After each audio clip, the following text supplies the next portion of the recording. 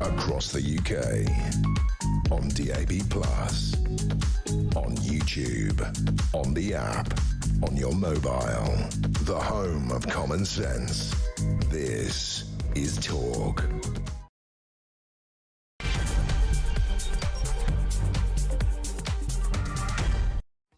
Well, hello and good morning to you, or is it a good morning? It certainly is a good morning, but will we be saying that tomorrow? Because as the old phrase has gone in the United Kingdom for a long time, remember the 5th of November. But what about the 6th?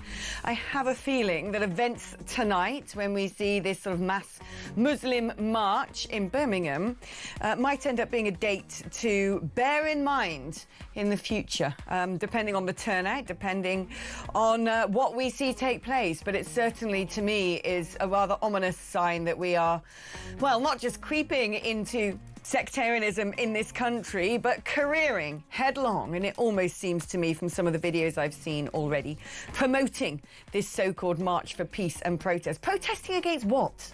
What are they protesting against? That's what I want to know.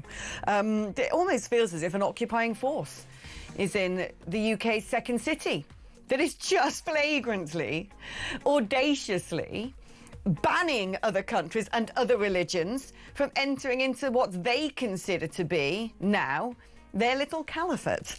We'll be talking about that a lot over the course of the programme, and I'm actually going to be speaking to Ahmed Yacoub, who is the solicitor, as he likes to self-style, who is behind organising a lot of this. He was, of course, the solicitor who represented the two Manchester airport thugs, precipitating a video that went viral, which seemed to show a police officer stamping on the neck of one of them. But of course, when we then had exposure to the whole set of circumstances, a rather different picture was painted, but not before the mob took to the streets of Manchester. What will the mob of Birmingham be like? Is there anything to fear? I certainly think there is.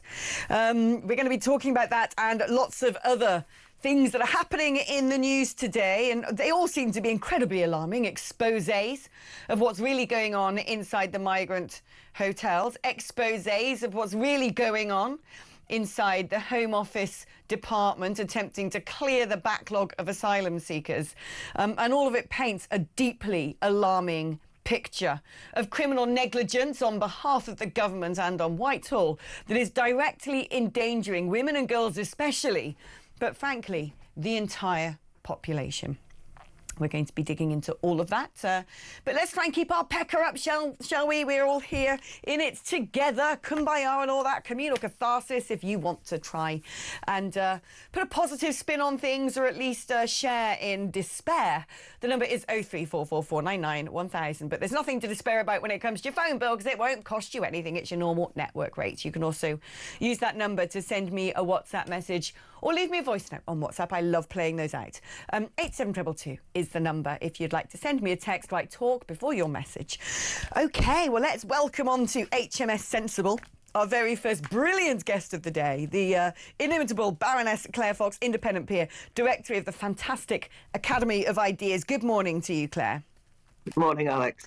Well, let's start off with this story that, I mean, this is going to be the tip of the iceberg, isn't it? But a second migrant sex offender has been mistakenly released from prison. Not only that, he should have been deported 5 years ago. This is Algerian Ibrahim Kadosh Sharif, who's 24 years old. There's now a manhunt for him. I mean, honestly, Claire, we're just not safe in this country. How can women and girls feel like anybody in government or anybody in the civil service takes their safety and their integrity seriously at all, when people who should have been deported aren't being deported, when people who should be in prison, removed from society because they pose a danger to it, are being released back in and no one knows where they are? Yeah, I mean, I think it shows the state's dysfunction. And I'm more worried about that even than the kind of safety question. For me, it's the carelessness, the lack of concern about what's happening to prisoners. That is a really shocking indictment of the whole system. I mean, you're absolutely right. Any country already has to deal with. There will be sex offenders of people who are from the UK, in the UK, and so on and so forth. But when you have this added element of then people who shouldn't be in this country, who then are sex offenders, who we don't appear to know what to do with them, because, as you say, there should have been a situation in which that person was deported previously, then hangs around in some way, and then we kind of casually lose them. And then casually, by the way, we have a minister, a deputy prime minister, who doesn't even acknowledge what's happened in Parliament, even though he knew he was being asked about it. Some kind of game playing goes on where he refuses to be held to account for that in the public sphere, refuses to make it a public matter. Why? Because they really do not think this is a priority issue for the British people. Their contempt for what ordinary people are like is to say, oh, let's manage this situation so it minimizes the embarrassment. Yeah. So I'm furious at the state's indifference in relation to the carelessness. I think it's obvious that the prison system is in disarray. I think that we've now discovered, and we only discovered this recently, how many more people are being lost in these transfers. They admitted it when the first guy went missing. Oh, by the way, this happens all the time, as though that somehow explains it. It's not just immigrants that this happens to. It's not just asylum seekers it happens to. It happens to everyone. And you think, for God's sake, therefore, do something about it. It's definitely dysfunction on a scale that I was not remotely aware of. And I do wonder sometimes if any of these people in the Labour Party, or indeed their predecessors, the Conservatives, lose any sleep over how a lot of women and girls are feeling in this country, particularly in urban areas. What is shocking to me, a brilliant article today by the fantastic Alison Pearson in The Telegraph, where she's had a big sit-down interview with an asylum seeker who's one of many people in the Home Office now who have to deal with the backlog of asylum applications. And she's talking about the pressures being put on her, the targets that she has to meet, the fact that a load of people have now been recruited to that role who are not fully trained, that the focus, instead of getting the numbers down, which means accepting the asylum of more and more and more people, including countries that just automatically get granted asylum on the basis that these countries are pretty awful places like Eritrea, Syria, Afghanistan. And yet, when we look at crime statistics of the sort of people most likely to commit sexual offences, it is from those exact nations. And she's losing sleep over it because she has 3 daughters. She says other women in that service are going home crying because they know they're being forced to admit people into this country who pose a direct threat to girls.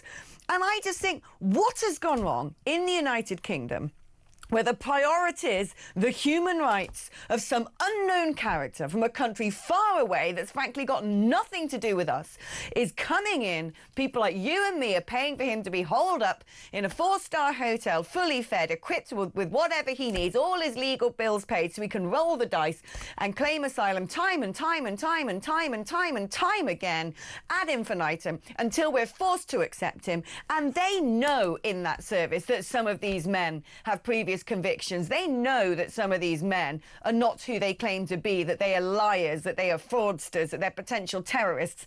And yet the government just wants to get the numbers down. It's a disgrace. But I think you explained it very well. I mean, this Alison Pearson interview with the whistleblower is very important because I think it reveals certain things. First of all, it shows what is wrong with the technocratic government. All they see is, oh, how can we keep the public happy by seeming to deal with the backlog of asylum applications? And the way they do that is by, she even explains it, going around job centres and recruiting people to act as caseworkers, where they're given a 15-minute interview, no training, and has to pile through the list, right? So that is an inadequate state before you go anywhere, right? Forget the human rights thing. That's just a box-ticking exercise, shows no care or due diligence. Secondly, she explains that, for example, she was really shocked when there was somebody who had been actually charged with exposing himself around children's playgrounds on several occasions, right? So this person didn't ever receive a prison sentence, but was given a criminal record. She obviously turns down the asylum case. she, the caseworker, was reprimanded for not considering him more seriously. I mean, you couldn't make that story up. I thought it was an interesting interview because she also was very sensitive. I mean, she made the point, if you're interviewing somebody from Eritrea and they have, as she admitted, somebody who has been the victim of FGM and been cut, then actually you don't want to necessarily send them back. So she wasn't saying deport everyone. She wasn't being cynical. She uses the example of somebody who eventually breaks down and admits that they were gay and they were too embarrassed to say it. She said, you can't make those emotions up. She took that into consideration. But the large part of the story was that when people were obviously lying, when they contradicted themselves, told 15 different stories, one of them saying that they'd converted to Christianity, and when she asked about Easter, they mentioned the Easter eggs, never heard of the resurrection. She queries it. She knows that the system is actually not taking due care into seriously assessing who has a legitimate asylum claim. And I think that's why I'm so depressed from reading that article, because you know that it's just it's being dealt with by the government in a box-ticking way, in a way they think will keep us happy. There will be blood on their hands, Claire. There will be blood on our hands, because I have no doubt that terrorist organisations have managed to get various sleeper cells inside our country with weapons via illegal routes, and they are lying in wait to attack us. And just one life lost to an asylum seeker is blood on the hands of this government, frankly. It's a disgrace. It's disgusting. I cannot condone it. Let's talk now about the BBC. Again, constantly in hot water at the moment. First of all, it was the Gaza documentary. Then it's the revelations of this ridiculously spliced together, made up bit of actuality from Donald Trump, which is actually, frankly, falsifying the narrative to make it look like one of the most powerful men on the planet was calling for a civil war. Absolutely disgraceful. Now we're learning that trans coverage is being dictated by a few specialist LGBT reporters who refuse to cover gender-critical stories. It is a little sharp-elbowed, powerful minority who have no idea what the rest of the population thinks, imposing their extreme ideology from the top down, telling us that they're the ones with moral rectitude, while the rest of the country is being force-fed, frankly, what in many respects has been extremely dangerous ideology that has seen women harassed and abused for wanting to protect their integrity in single-sex spaces, their safety in sports, and their children from experimental medicine when they're being brainwashed into this idea that they've got dysphoria. And yet you've got a few LGBT reporters in the BBC who think that they're top of the tree and can ride roughshod over every single person who pays the licence fee. What's totally galling about this is that the BBC still credit themselves via things like BBC Verify as the truth sayers. They are the impartial news. They consider, channels like this to be beneath the pale. They hate all the social media influencers. They say, if you really want the truth and impartiality, you come to us. And yet time and time again, we discover that they are actually entirely partial in their coverage. Just on the Donald Trump thing, I mean, when you think about it, the way they spliced that fake news story together, they were inciting hatred. I mean, they actually did the very thing that they wanted people to believe that Donald Trump was leading an insurrection in the US. They actively intervened to make it look like that. And then they say, oh, we don't know why there's social division in society. It must be all those far-right types over there. On the trans issue, the thing that is disgusting is that they aren't giving us the news. So at the moment, we have a group of nurses in Darlington, a big case, getting lots of media coverage. The BBC aren't covering it. Why? Because those nurses in Darlington are in court because they did not want to share that single-sex changing room with a man who happened to call himself Rose, whose behaviour was, to say the least, sexually threatening, and they don't even cover the story. And so what we're getting from the BBC is an absolute shaping of the narrative, through the lens of a particular ideology. Now, we often say that, and we haven't got the proof, but this is a BBC internal report. Yeah. Thank God for whistleblowers. And we can see that we are therefore, they can't gaslight us anymore. This is them themselves admitting that they are not able to give a true record of what's happening in the world. They can't even call a rapist a man. If that rapist calls themselves a woman, they refer to that rapist as she. It is actually active distortion. And it's so ironic, isn't it? Because it's the very day that this comes out that the government has the temerity to say that what we need to do is to get teachers to remove some of the content of academic education and replace it with lessons in spotting fake news, misinformation and disinformation. I doubt very much that they will be using the BBC as a case study, but it seems to me that you could. But when the authorities say, we will tell you what the misinformation is, and then we find out that the BBC is in fact the purveyor of that misinformation, we might be worried. But it's, I mean, like you were saying, like you're suggesting that a lot of this stuff is insightful and it's dangerous. It makes people think that Donald Trump is evil and they must take any step to stop him. I was horrified, frankly, when Zara Sultana went on Nick Robinson's podcast and said that Nigel Farage is akin to Hitler and is a danger. And I thought to myself, how dare they? How dare they allow that to be aired with barely any challenge? If I said that Zara Sultana was an Islamist akin to bin Laden, there's no way on earth the BBC would allow that to be put out. It's revolting. And frankly, like you said, it's building up division in society. Now, talking about division in society, let's have a little look at, I don't know what to call it, the promotional video ahead of tonight's Muslim march in Birmingham. 6th of November, it's game over for Maccabi Tel Aviv and Israel. Protesters are coming from all over the UK peacefully. We're going to protest with our families and let people know the frustration that we have.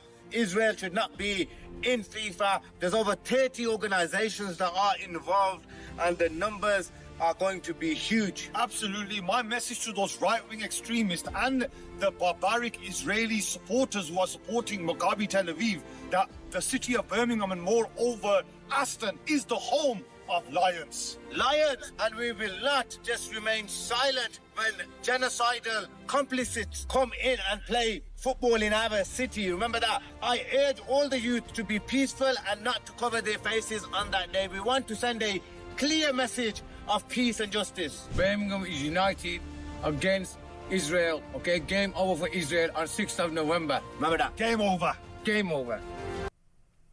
Disgusting. I mean, I know that stupid little man looks like a brain-dead moron, but frankly, he is a danger. And how dare he? How dare he claim some sort of independent realm of Birmingham that is able to dictate who of what faith and nationality is allowed in? Because if they want to play the game of grievance narratives, then we have every right to say, right, you are the nationality of rapist grooming gangs, so game over Pakistan. This is absolutely deplorable. And again, weakness, complicity from the state who are doing nothing about this. Claire, what are your thoughts? Well, I mean, it's so chilling. Listen, that phrase, just think about it. Game over, Israel. Game over. Game over. They kept saying it, right? What does that imply? And I think it really reveals the narrative that we were originally told the problem was protecting the safety of the particular fans, the fans from Tel Aviv. Then suddenly it was protecting the safety of the local area from the fans. Then it was suddenly, I mean, this group are basically saying that the footballers themselves are genocidal. And then it's Israel out of FIFA and then game over Israel. In other words, it's explicitly targeting anything to do with Israel. And what they are saying, and it is exactly as you described, a sectarian form of governance when you say, in our city, we will dictate who is allowed to come. I mean, I don't hardly need to explain that this is Jew hatred visibly on display with the minimum amount of intervention from the government. You know, they've kind of said, oh, that's all a bit embarrassing and we don't approve of it. But they've allowed it to happen. And I have to give a shout out here to Our Fight UK, which is a solidarity organisation for non-Jewish people in support of and in solidarity with Jewish people facing anti-Semitism. They are actually organising themselves a gathering outside the football ground tonight at Aston Villa.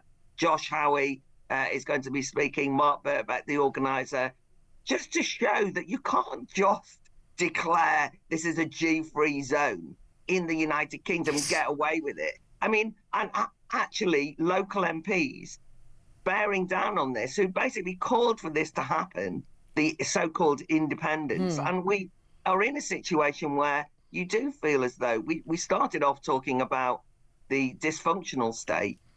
It does feel as though the government have lost control of a part of the state of this country, which is that Birmingham and who goes to Birmingham is being dictated by basically sectarian thugs who are openly and explicitly anti-Jewish. Yeah. And this is how it begins. It's anti-Jewish now, but what will they demand next? It's essentially apartheid Britain. And it seems to me our second city has fallen to an occupying force. And it's chilling. I was sending clips to people in America yesterday because I'm going to be doing American media on this later. And they can't believe it. I know, who can blame them? Claire, thank you ever so much. It's always fantastic to catch up with you. She's such a heroine of mine. I adore the bones of that woman. Right, we're going to take a short break now, but when we come back, this government, every government, you can't trust them. They give you an offer with one hand, they take with the other. They flagrantly lie. We were all told we had to buy EVs, weren't we? In fact, they said that diesel-powered cars were going to be banned, then petrol-powered cars, and then the combustion engine. We've all got to move on to these electric vehicles, and you won't have to pay this, you won't have to pay that. That's why they cost so much in the first place. If you fell for that one, sunshine, you've got another thing coming. That's coming up after this.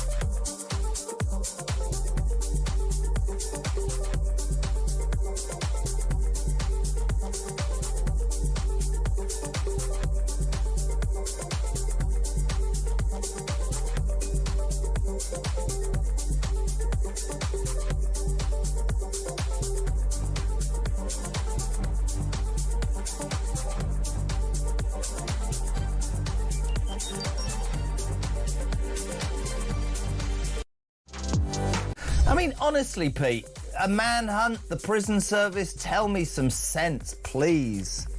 David Lammy, hereafter known as the Monopoly Minister, because everybody receives a get-out-of-jail-free card. Really appalling, particularly with the Algerian prisoner. The police were not notified for 6 days. So he had a proper head start on the police, and quite simply, he could be anywhere on the globe right now. Big news coming this December. Our talkTV app is moving to the Talk app.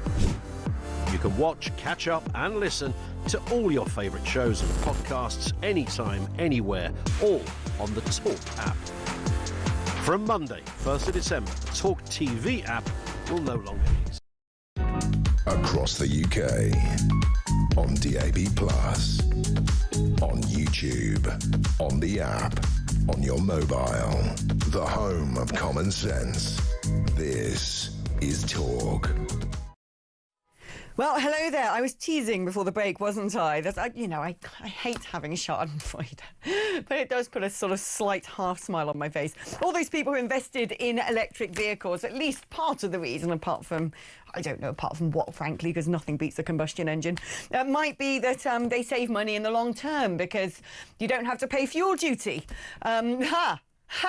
That was until Rachel Thieves came along, because apparently she's decided that it's not fair that only people with combustion engines are paying road taxes when electric vehicles are also using the roads. And so they're going to be faced with a pay per mile tax in the forthcoming budget, 3 pence per mile on top of other road taxes. Let's speak now to Andrew Montford, Director of Net Zero Watch. I mean, look, when it comes to this, Andrew, I sort of think, well, fair play. And I'm sorry if people listening have an electric vehicle and think, well, that's not okay because I deliberately bought a vehicle that doesn't pollute.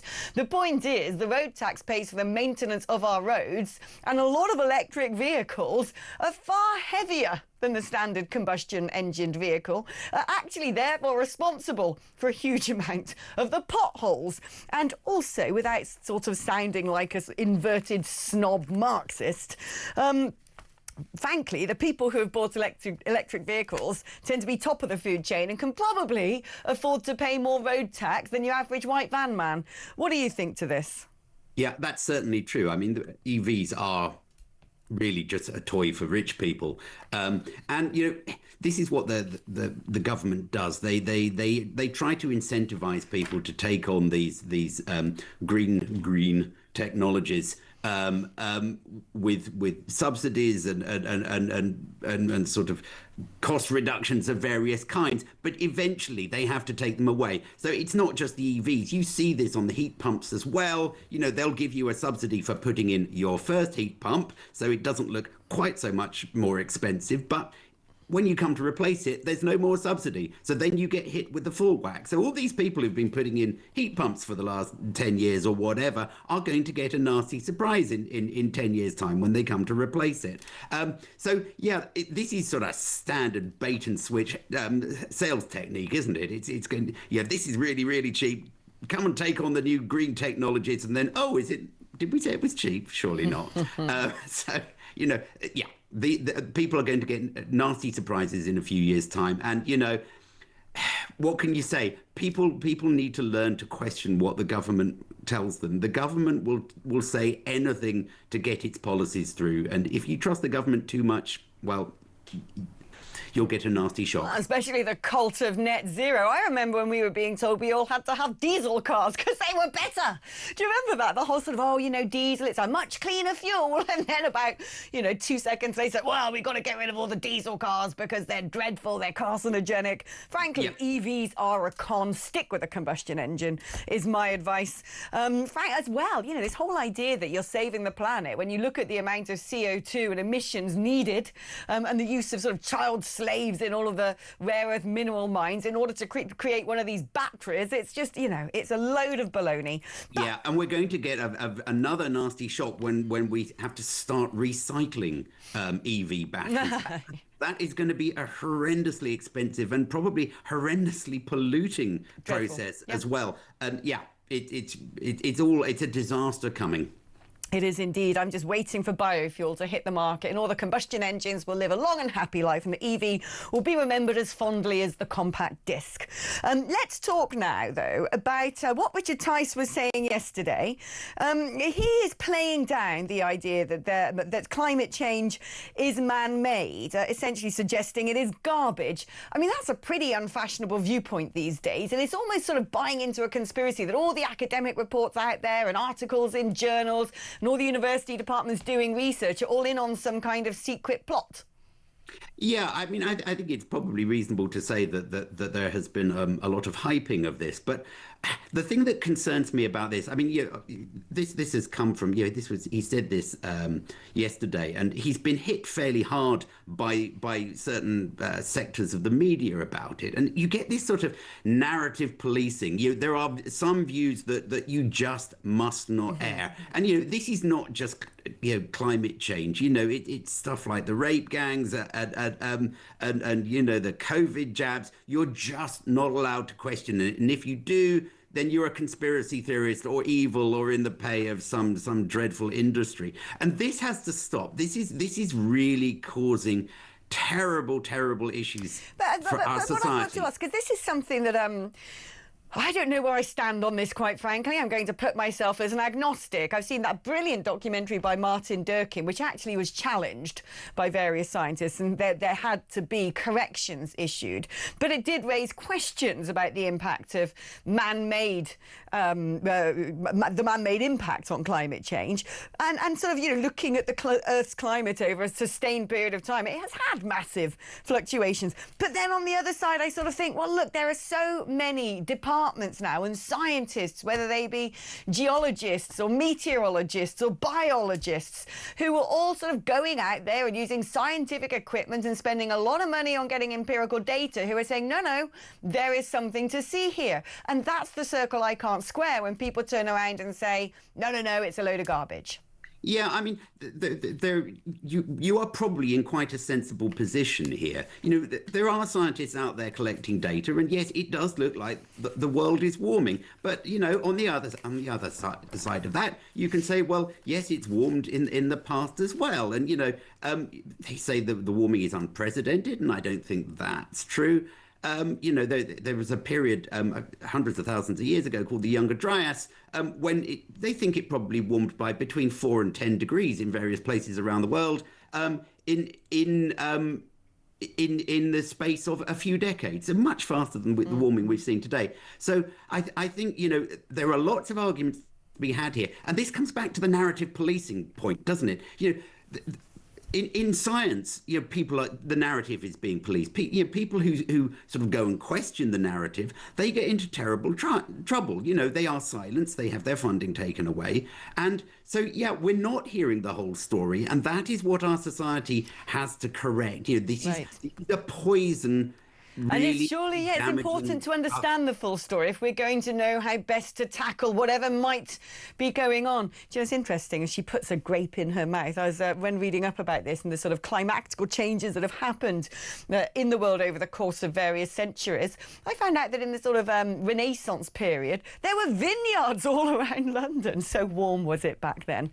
Anyway, thank you ever so much, Andrew Montford, Director of Net Zero Watch.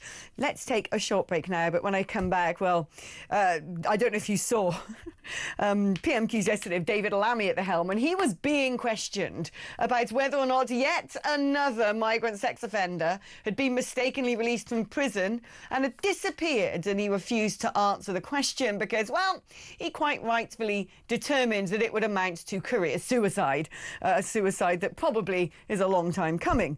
But surely we need to address this issue when we find out that so many of these people on early release schemes are going off to reoffend, and police chiefs have now said to the government that this is going to lead to at least a 6% rise in crime on our streets. We're discussing that with David Shipley, former prisoner and writer of justice issues, after this.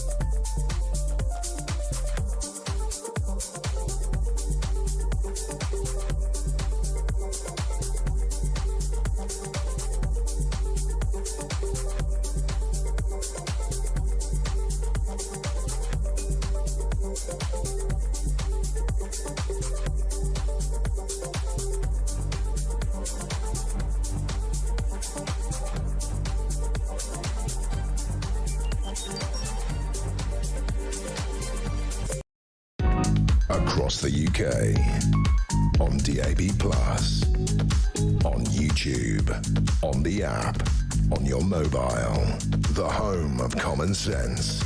This is Talk. I mean, the whole point of prison, is it not, is to be a correctional institute, to make sure that people who go in there are people who have to be removed from society because either they've broken the civic contract with some sort of grey-collar crime or they pose a direct risk to society. And what's supposed to happen is people are supposed to go to prison to face justice, but also to leave no longer posing that threat. And yet, with the government's justice reforms, sentencing reforms, which essentially seems to be allowing anybody out willy-nilly, regardless of the crime they have committed, without seemingly much thought to whether or not they have been rehabilitated, police are now warning that there is likely to be a surge in crime. Well, who would have thunk it? Who would have thought that people released from prison early might go back to committing crimes? Let's speak now to David Shipley, former prisoner and writer of Justice Issues.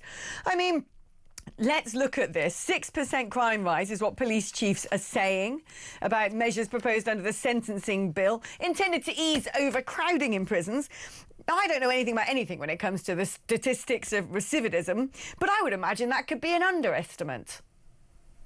It might well be. I mean, I think it makes perfect sense, though. If we release a lot of people from prison or don't imprison in the first place, and those people are criminals, and then we don't do anything out in the community to stop them offending, of course crime's going to go up. If a prolific shoplifter is in prison, he can't shoplift. If we leave him out, he can. So it's absolutely to be expected that if stuff isn't done in the community, we are going to see crime going up.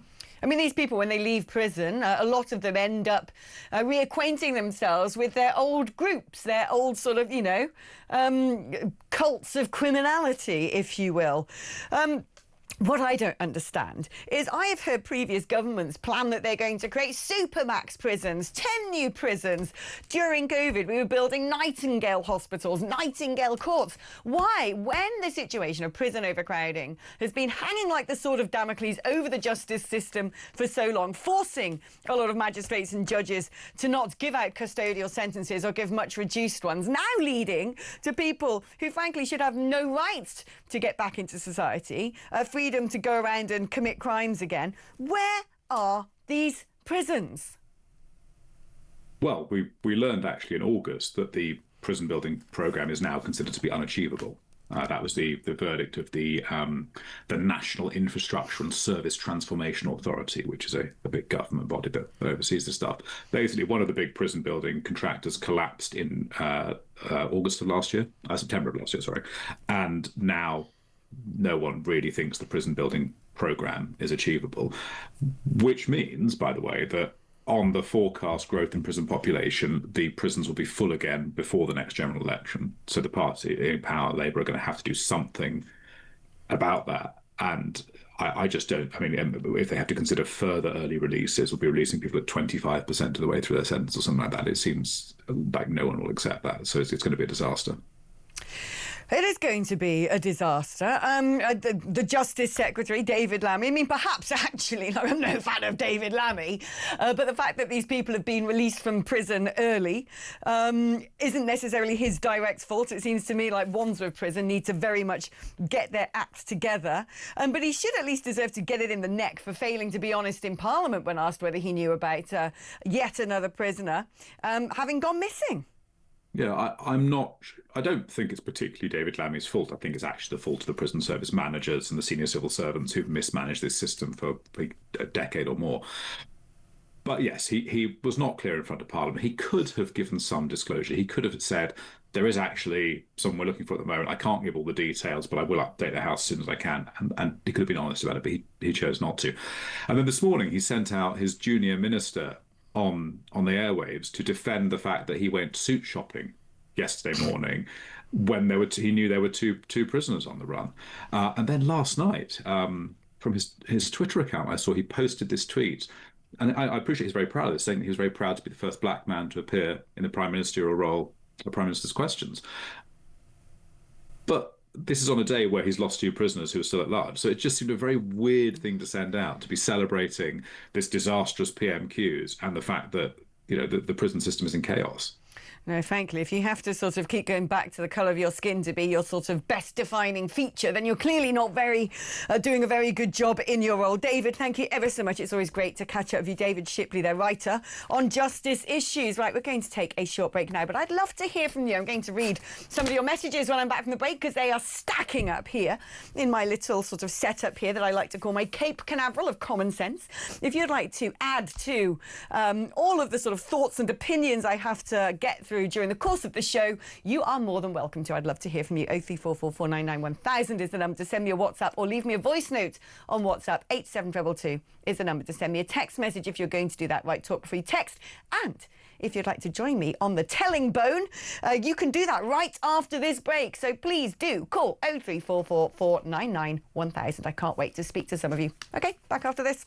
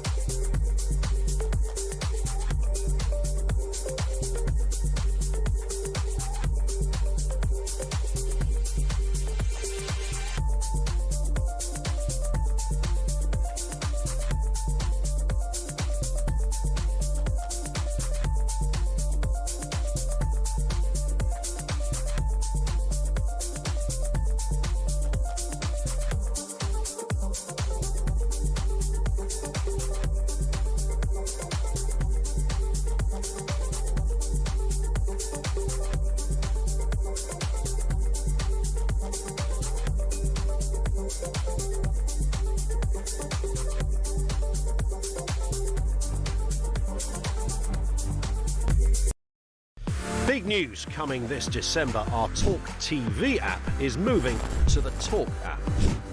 You can watch, catch up and listen to all your favourite shows and podcasts anytime, anywhere, all on the Talk app. From Monday, 1st of December, the talkTV app will no longer exist, so don't miss out. So head over to your App Store or Google Play and search Talk now.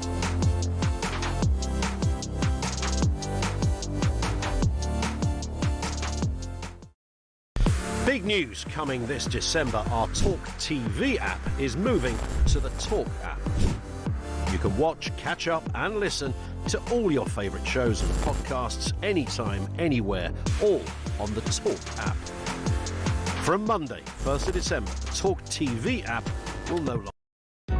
Across the UK, on DAB+, on YouTube, on the app, on your mobile, the home of common sense. This is Talk. Hello, right, let's do some of your messages, then take some of your calls. Someone's message saying, hi Alex, if the media ignore the Muslim march tonight, it will probably turn into a damp squib. No publicity, no encouragement. I wish that were the case. Unfortunately, I am a far more cynical reader of this situation. This is a show of force. They don't care about the media coverage. You give them an inch, they take a mile. I think it's important the media do cover this, because we need to realise the level of threat now facing this country as we career into dangerous sectarianism. These sorts of things happen all the time and don't get the sort of coverage that they deserve. There are people all around the country, not just the Batley school teacher, which is one person we've heard of, but lots of other people who live in fear for their lives, having been threatened by the Barmy mob. And now we're going to see them turn out in a great number on the streets of Birmingham. And we should all take stock and all be terrified of the fact that our second city seems to be falling to an occupying force who take it upon themselves to dictate who can go there and not. That, my friends, that is apartheid, right? When you turn around and suddenly go, Jews aren't welcome here, Israelis aren't welcome here, that is apartheid. And there's no excuse for it. I don't care if these people are saying we've got solidarity with Palestine, we don't like what's going on in Gaza. That's got naffle to do with the average Israeli citizen. It would be the same as me saying everybody from Pakistan in this country should be banned from coming to wherever because of the rape gangs. It's not okay. Hi, Alex. When you have Yakub on today, please don't let him try to tell you we have Jewish rabbis marching with us. They're from the Neturei Carter Group. They are a Jewish anti-Zionist organisation and have been disowned by Jews around the world and are used by people like Yakub to say, oh, look, we even have Jews with us. I mean, I can't imagine. It would take a special kind of Jewish person to sort of want to partner with the likes of Yakub, in my humble opinion. Hi, Alex. When you have this Yakub, or whatever he's called, creature on later. Oh, you must be a regular listener. John from Upminster, if you're adopting the word creature. I like it. Please, please, please ask him what they are protesting about and exactly what he'd like to see happen as a result of this protest, and don't let him get away with wishy-washy non-answers. I'm banking on you to hold this creep's feet to the fire. Great show. Totally fed up, John from Upminster. I'll do my best. He's a tricksy sort, though. But look, we don't even need it to come out of the horse's mouth, because we know what this is all about. Because they're saying, oh, we're marching in protest. In protest of what? What? What are you protesting against? Let's speak now to Elliot, who is in Bushy. Hi there, Elliot. Yes, hi. I'd like to talk about what you're talking about, that is to say the Birmingham situation in respect of Jewish people. I'll come straight to the point, if I may, please. I have some Jewish friends. They are petrified of what's happened in this country. They are frightened. They want to leave. They believe, and I think they're right, this government doesn't give a damn about them. It doesn't give a damn about the community. There are probably, this is terribly important, there are probably 250, 300,000 members of the Jewish faith in this country. There are probably now about 5 to 6 million Muslims. Whatever those Muslims views, the fact is that's probably 50 seats in Westminster. So who do you think that this rotten, stinking government are going to pander to? And the reason, if I can just say this, if you look at the grooming gang thing as a good example, and the previous government was just as guilty. Of course they don't want to talk about it. 50 seats, 100 seats, 6 million votes, if you like, is a great majority in Parliament. I would say, and it's a terrible thing to say, but I'm going to say it, and it's my personal opinion, but also the opinion of some Jewish friends, and they're great people, and they've said to me, I would give the community in this country about 10 years, and then it's finished. That's optimistic. It's the most terrible thing. Oh, well, it is. But this is the other thing, right? What are they protesting about? Because they got their own way, didn't they? They got their own way when the Tel Aviv fans were no longer allowed to come to Aston Villa. So what is this all about? This is the thing. You give them an inch, they take a mile, and it will escalate. Today, it's the Israeli football fans. Tomorrow, it is all Jews. The day after, it's all non-Muslims. That is where we're headed with this. Of that, I am certain. You are right. I'll tell you what they're protesting about at the moment. They simply, again, I'll probably get shot for saying it, but from the people I speak to, and I speak to people from all backgrounds, all ethnicities in what I do in my professional work, they hate Israel. They hate it. They are taught that. That's what, unfortunately, the Quran says. So it doesn't matter what Israel does. They loathe it. They don't want it there. It's a symbol of Western interloping capitalism, etc. It's a very complex picture, but you are right. It is at the very core of many of their beliefs. Elliot, thank you ever so much. I really appreciate you calling up and talking to us. Let's speak now to Kate, who actually is in Birmingham. Hello, Kate. Hi, Alex. How are you? Yeah, I'm well, but I am chilled to the bone about what's going to be happening in your city later. Oh, the same. I mean, as an Aston Villa fan, we are furious about the ban. It's nothing that we wanted. You know, we're going to support our team to watch another team, and I think we've kind of felt threatened not to go this evening, but we're going. We're going to go in solidarity with our Israeli fans. And our friends, you know. And the thing that gets me is the level of hatred around Villa Park at the moment. I mean, we've noticed this week there's been a mass influx of Palestinian flags hung all around the Villa ground. Yeah. It's insightful. Yes. It's insightful. I'm sorry, but, you know, it's what occupiers do. They come and they hang their foreign flag on flagpoles. Well, yes, it's territories, it's domination. Yes. But the thing is, none of the, you know, it is a highly, dense Muslim area around Villa Park. But, I mean, that football ground's been there since the 1870s. And, they do not speak for us, the Villa fans. They do not speak for Brummies in general. And, I mean, none of these Muslims who will be on the march even support Aston Villa or have anything to do with the club. It's not about the football. We all know that, Kate. It's not about the football. This is the beginning, frankly, of a form of apartheid in this country. When you're saying this is an area that Jews are not allowed to go to, that is what happened in Nazi Germany, and it is now taking place in our second city. And I'll tell you what, Kate, people I'm talking to from around the country and from other parts of the world are absolutely shocked to see this happening in Britain. Well, we're furious, but I want everybody to know that this is Aston Villa fans are not happy with this, and I'm not entirely happy with the club for allowing it to happen. I think we should have fought a little bit more. Yeah. And I'm absolutely furious, but I just hope that everything's going to stay safe. Well, frankly, I would have wished that Aston Villa had said, we're going to cancel the match because this is disgusting, out of solidarity with Tel Aviv. If their supporters aren't safe here, we're not going to have the match go ahead. But no, weak-willed, tail wags the dog. We always know who comes out on top, the most assertive, the people who, frankly, do not have any of our interests at heart. Kate, thank you ever so much. Let's speak to another Brummie in the form of Stuart. Hello, Stuart. Hi, Alex. Hi. I live in Aston, Birmingham, and I'm very much in the minority, as in I'm non-Muslim, and one of old school, if you like, and just wanted to make a few points about the changes and some of the why questions there. What we have here in Aston, people may be surprised to hear when I say 9 times out of 10, we don't see a police presence here apart from match days. Right. So there's that general view that strong Muslim communities police themselves, they look after themselves. So what does that mean in reality for people who are non-Muslim?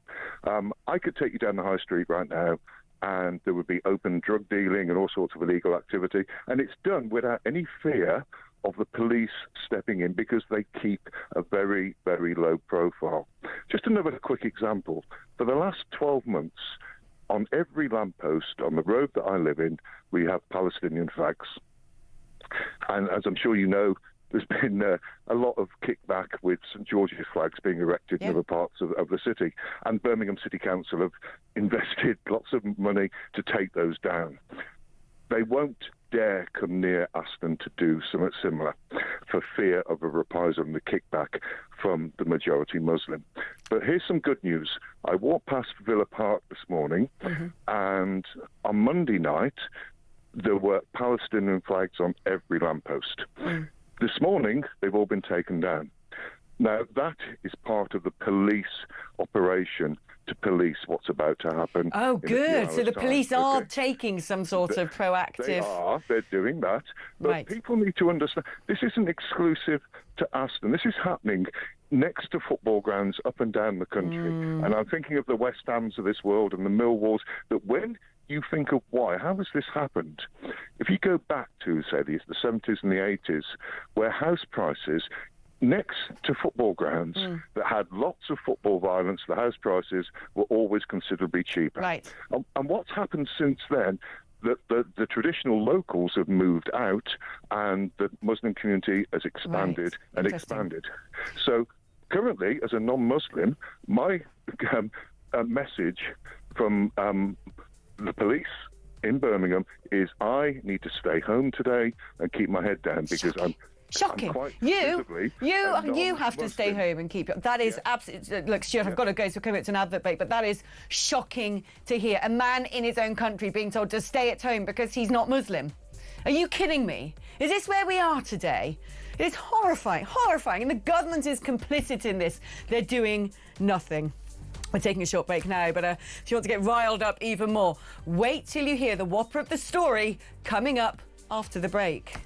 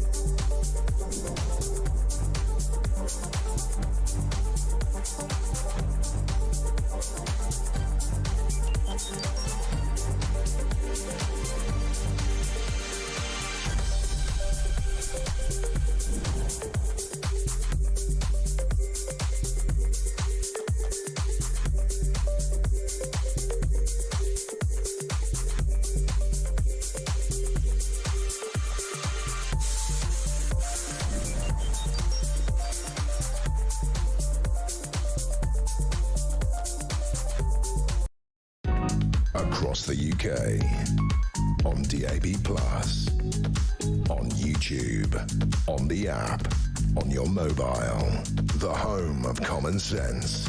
This is Talk.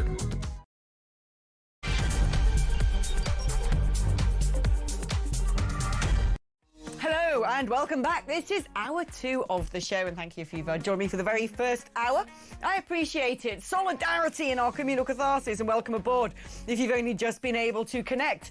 And if you're watching this on playback on YouTube or on the Talk app, then hello, past into the future. Look, this is Alex from however many hours ago.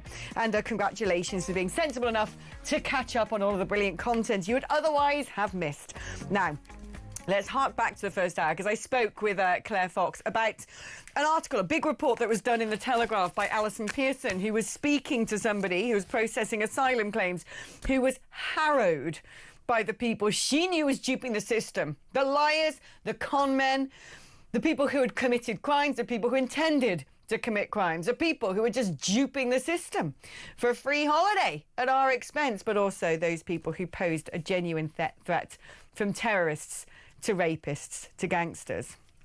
If that wasn't shocking enough, the brilliant Isabel Oakeshott, our international editor, has got what has to be one of the greatest scoops, sitting down with a former hotel manager of a migrant hotel who really has lifted the lid on what goes on. Before we speak to Isabel, let's have a look at that interview. I said, "Are you okay?" He's like, no, I'm sad. I was like, why? He goes, I miss my home country. I was like, you're Kurdish, yeah, Kurdistan. He was like, yeah. I was like, well, why did you leave Kurdistan? Because we all spoke to him. We all wanted a reason of why have you come here? Yes. And he was going, he was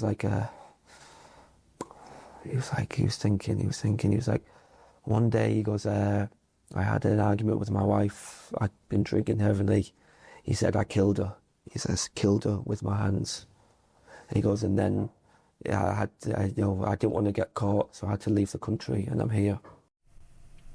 Well, that's reassuring, isn't it? Brilliant. You and I are paying for that wife murderer to exist in this country. And that is not the only disturbing story.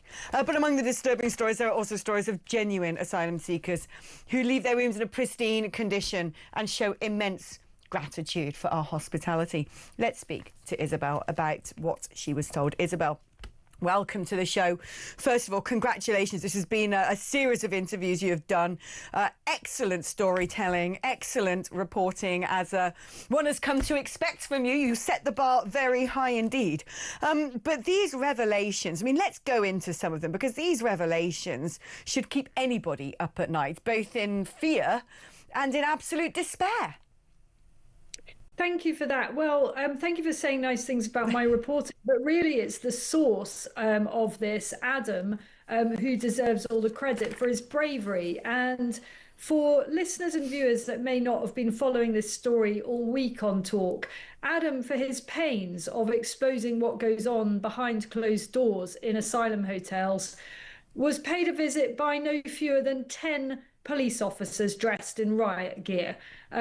We can all wonder how on earth the police found the resources to do this when they seem to find it so difficult to ever catch any actual burglars or people committing real crimes on our streets. But nonetheless, poor Adam suffered this really quite frightening and intimidating police raid. Why? Because the government does not want us to be told what actually happens behind closed doors.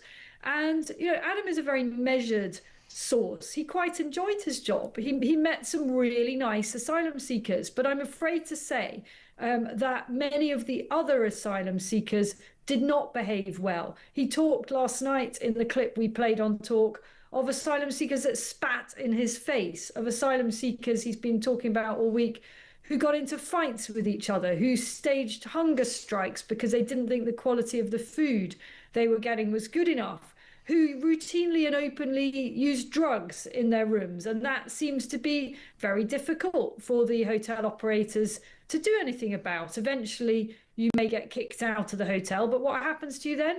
Well, you're advised as an asylum seeker who's kicked out of a hotel simply to report to the nearest police station, say you're an asylum seeker. They got onto the Home Office, and soon as you can say, flash in the pan, you were accommodated in a different hotel. So this is a kind of asylum hotel merry-go-round for merry drug users and problem makers. And I think one of the most shocking stories was that clip that you just played there, of Adam talking about the, I think it was a Kurdish individual who appeared to be pretty traumatized generally. Adam described him as a deeply disturbed man who drank heavily and was on a lot of medication, and trying to sort of, you know, engage with him in a nice manner. Adam asked him what was up one day, and he sort of said, well, you know, I'm feeling really sad. I miss my home country. I left because I killed my wife. You know, could happen to anyone, I suppose, Alex. It's really terrifying. And when I look at some more details in this, a man who'd been moved to the site after being expelled from five other hotels for groping women and dealing drugs. Another who spray painted his entire room in some sort of protest, criminal damage. Another was smashing paintings of wine bottles in the hotel because alcohol should be forbidden. Others who treat it like a holiday, getting free taxi rides that are supposed to go to hospital appointments, instead using them to go out for a nice bit of curry. I mean, it exposes. There's just no words left to describe this. We are being not just taken for fools, but we are being lied to, gaslit, shamed, while we are being exploited by our own government to house people who are a threat to our society, who have no right to be here, who a lot of them are displaying characteristics that should all deeply alarm us. We're all sick of it. And like you said, when we actually finally have people who come out and try and blow the whistle on this, they are being deliberately intimidated by the state. It's some sort of utterly deranged dystopia.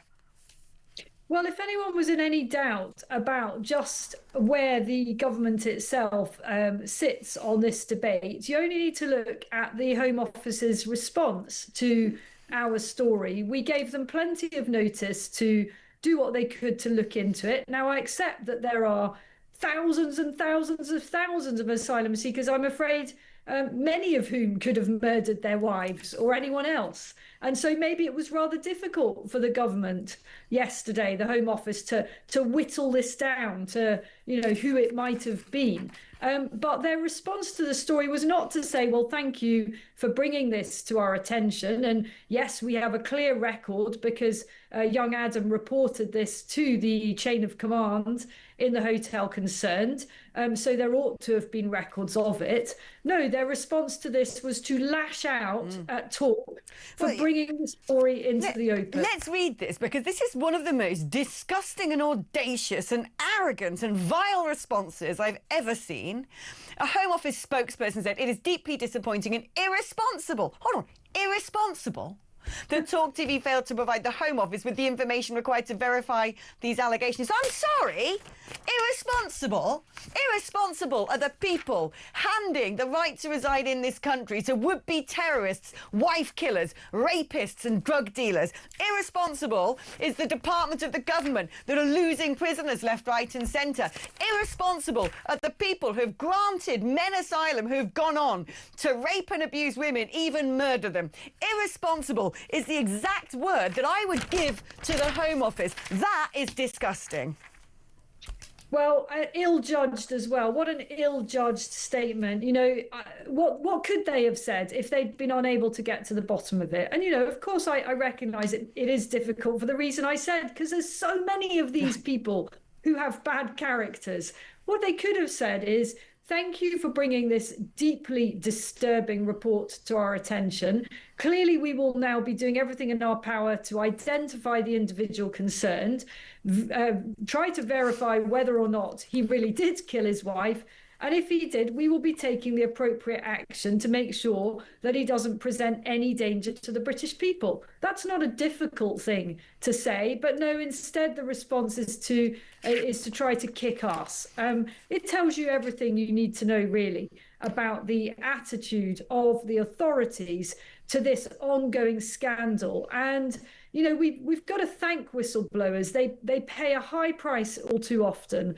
And this story does fit very nicely with the story you mentioned earlier from Alison Pearson, based on a whistleblower account of the asylum system and the pressure that those working in the system are under, basically just to nod things through, whatever the concerns might be about the characters. But I genuinely cannot understand why any government whose first duty is to keep the safety of the British people can continue to allow this to happen when it is perfectly possible for them to use the machinery of the state to stop people coming over on small boats. And while we're at it, let's not forget that now the winter months are coming and crossings are definitely tapering off a bit.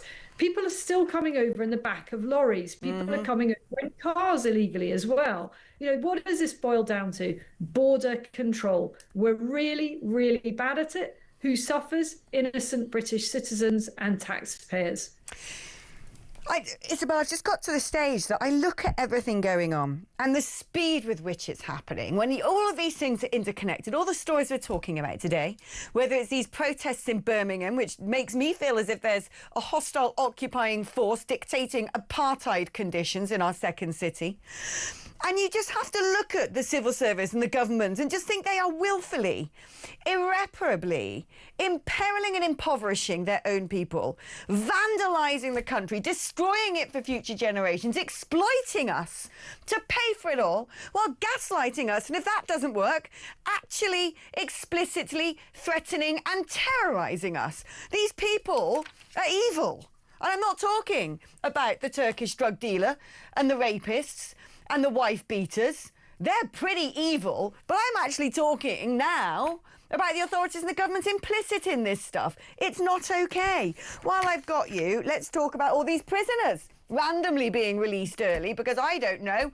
Who knows who's in prison, who should be let out, when they should be let out. It's a screaming mess. I'm pleased to say, though, however, that one of those prisoners who has accidentally fled from jail has been found 3 days later after what was yet another prison blunder. Now, you might be thinking, oh, good, they've got that Algerian rapist who is exposing himself and sexually assaulting people. But no, that one remains on the loose. The person they have managed to get hold of is William Billy Smith, who was detained by cops after being wrongfully released from HMP Wandsworth earlier this week. He was sentenced for multiple fraud offences.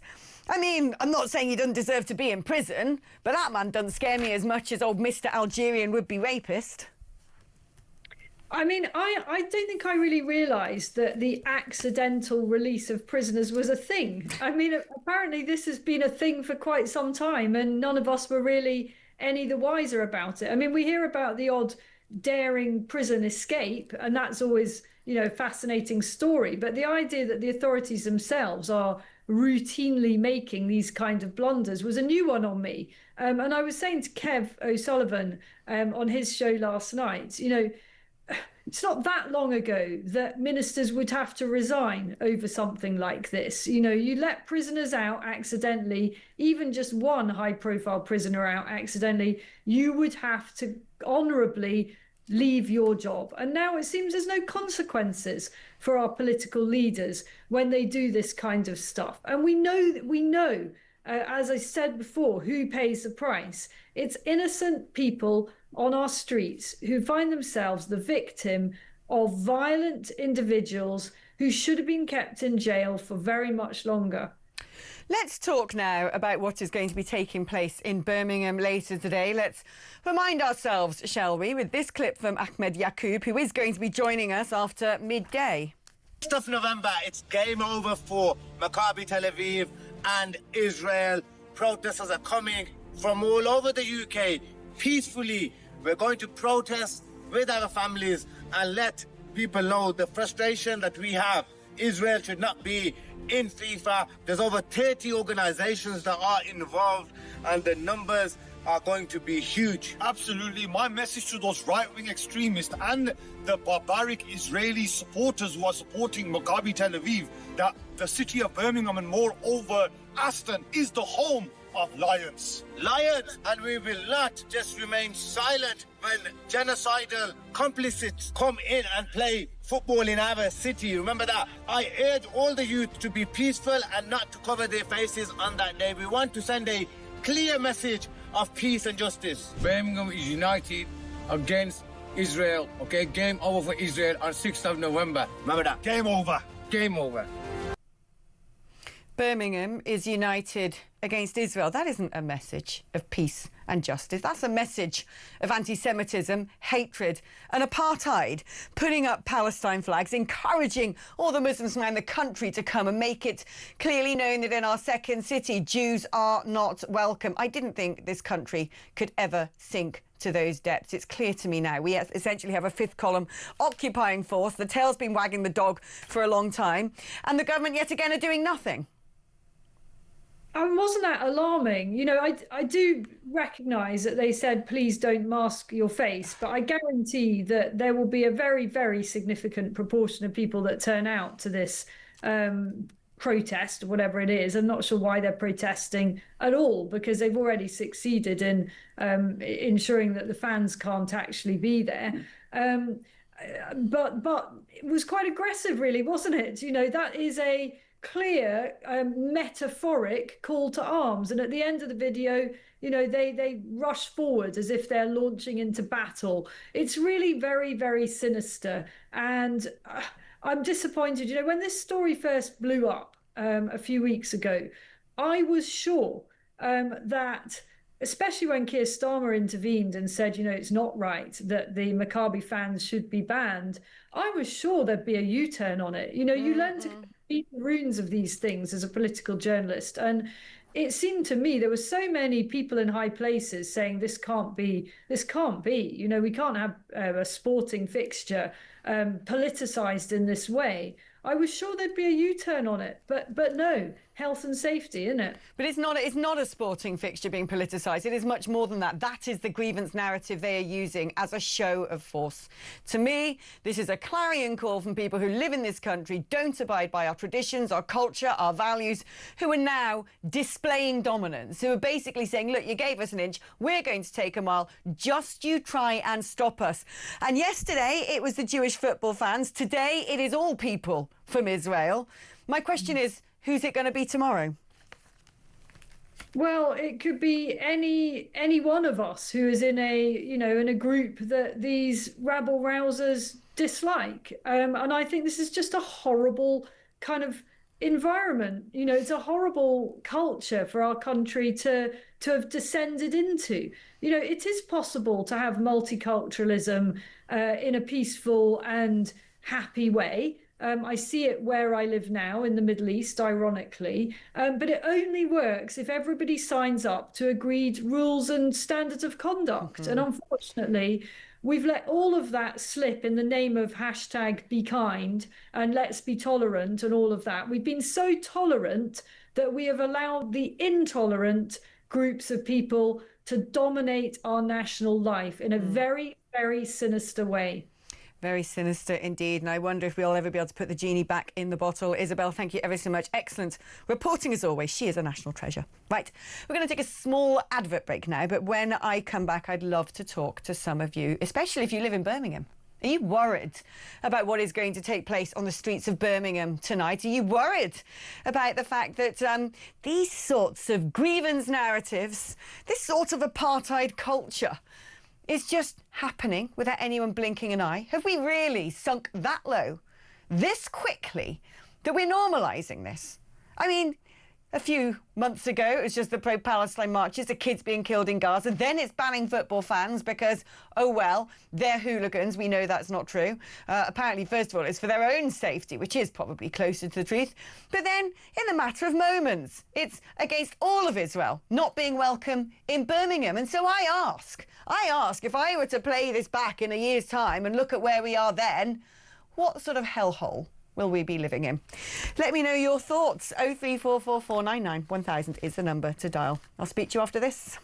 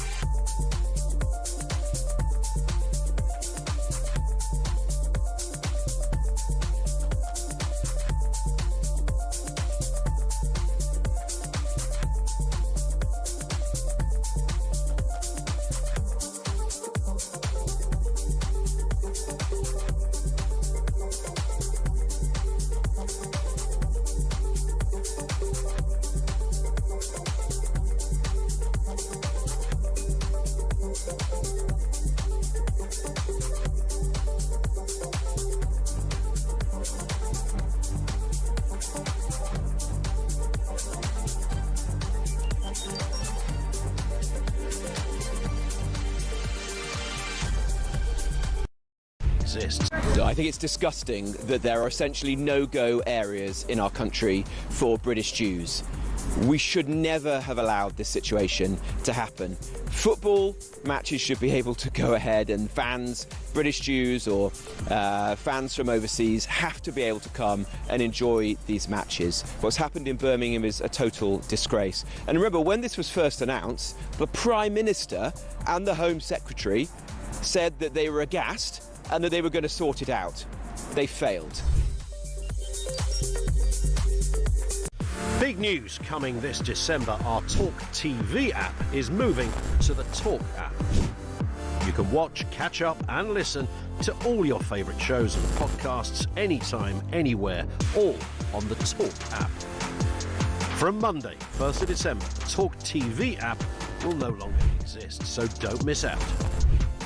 So head over to your App Store or Google Play and search Talk now. Across the UK, on DAB+, on YouTube, on the app, on your mobile, the home of common sense. This is Talk. Right, hello, welcome back. As promised, let's hit up those phone lines and speak to Darren, who is in Birmingham. Hi, Darren. Good morning, Alex. I hope you're okay. I am okay. Are you okay living in the occupied second city of Birmingham? No, I'm currently 20 minutes away from Villa Park. So I'm looking to get home as quick as I can. Tell me, what is it like now? I mean, I haven't been to Birmingham properly for a long old time, but when I look at there being a group of people bringing in, inviting Muslims around the country to come and march against Israelis not being allowed in the city, that's a form of apartheid. Yeah, totally agree with you. I'm not, before I say anything, I am not a Villa fan, but I do live 25 minutes away from Villa Park. I will say that. This man who's organised it is the biggest troublemaker going. He's a troublemaker. He wants to cause trouble. I tend to agree with you. We are going to be speaking to him after 12 o'clock, so I'll give him a right of reply. But he, of course, was the solicitor who represented the Manchester Airport thugs. Initially, got booted off that case, but he was sort of drumming up, let's all gather outside the police station and protest. That seems to be his main shtick. And this is also a man who falsely accused a teacher of racism. Yeah, he did, a Labour candidate, and she got harried out of position. She was in fear for her life. Yeah, exactly. I'm not united with him. I don't want nothing to do with him. So when he says Birmingham's united, I'm not united with him. I mean, what's it like living in Birmingham today? It's horrible, and it's intimidating. There's places in Birmingham I won't go because I'm of white ethnicity. I will not. What do you think would happen to you if you did go there? Well, I'd probably be attacked. And if you really think you'd be attacked if you went into? Yeah, some places, on the night, 100%. I'm telling you, and going back, I remember Robert Jenrick's comments. Robert Jenrick's comments were right about certain things of Birmingham. It is intimidating for white people, 100%. It's shocking to hear that, Darren. Thank you ever so much for your call. Let's stick in the neighbourhood, shall we? Speak to Gary, who's in Sutton Coldfield. Hi, Gary. Hi, Alex. You well? I'm very well. How are you doing? Yeah, I'm good, thanks. Good. Just wanted to get in touch, just to pass across my comments, really. I was telling your guy, I've got a hospital appointment this afternoon, which I've postponed because it takes me indirectly via the outskirts of Aston. So rather than put myself into any trouble, I thought I'd postpone it for another date. I've heard, actually, that there are some schools which are closing or sending pupils home early as a result of this. I understand that. So, also. But, it's not right. It's just not right. How tense is it? I mean, I love the fact that the British are just so, what's the word? Just sort of downplay everything. Well, it's just not right. I'm okay, thank you very much. It's just not right. It's horrifying. It's harrowing. I mean, how do other people in Birmingham feel about this? Because if this was my home city, right? Believe me, parts of Gloucester are not too far off. But if it was my home city, who were inviting Muslims around the country to take to the streets to march in protest against Israelis even coming to the city, I'd be heartbroken, scared, angry. I mean, despairing. I think anger is the main point, isn't it, really? I mean, but the problem is, of course, the government have empowered all these people, haven't they? You know, they've allowed these protests in London and other places, and now this today in Birmingham, potentially. I hope it doesn't happen tonight, but all the writing is on the wall for Oh, it's going to happen because, you know, they've already sort of sent in the police presence, which is essentially admitting that this is going to take place. Yeah. Do you know, I think the real story we will see, won't we, tomorrow morning, what goes down as part of those protests. I hope that they're peaceful. I hope that nothing horrible does happen. But it still won't, even if nothing horrible does come to pass, it still won't particularly be much succour to my concerns about what is going on in this country. Gary, thank you for your calls. OK, we're going to take a short break now. When we come back after the break, we are joined by the fantastic former policeman, Mike Neville. We're going to be talking about people being let out of prison earlier, but also the Southport inquiry, because we're now hearing from the father and the brother of Axel Ruda Cabana about how disturbed this monster was. That's after this.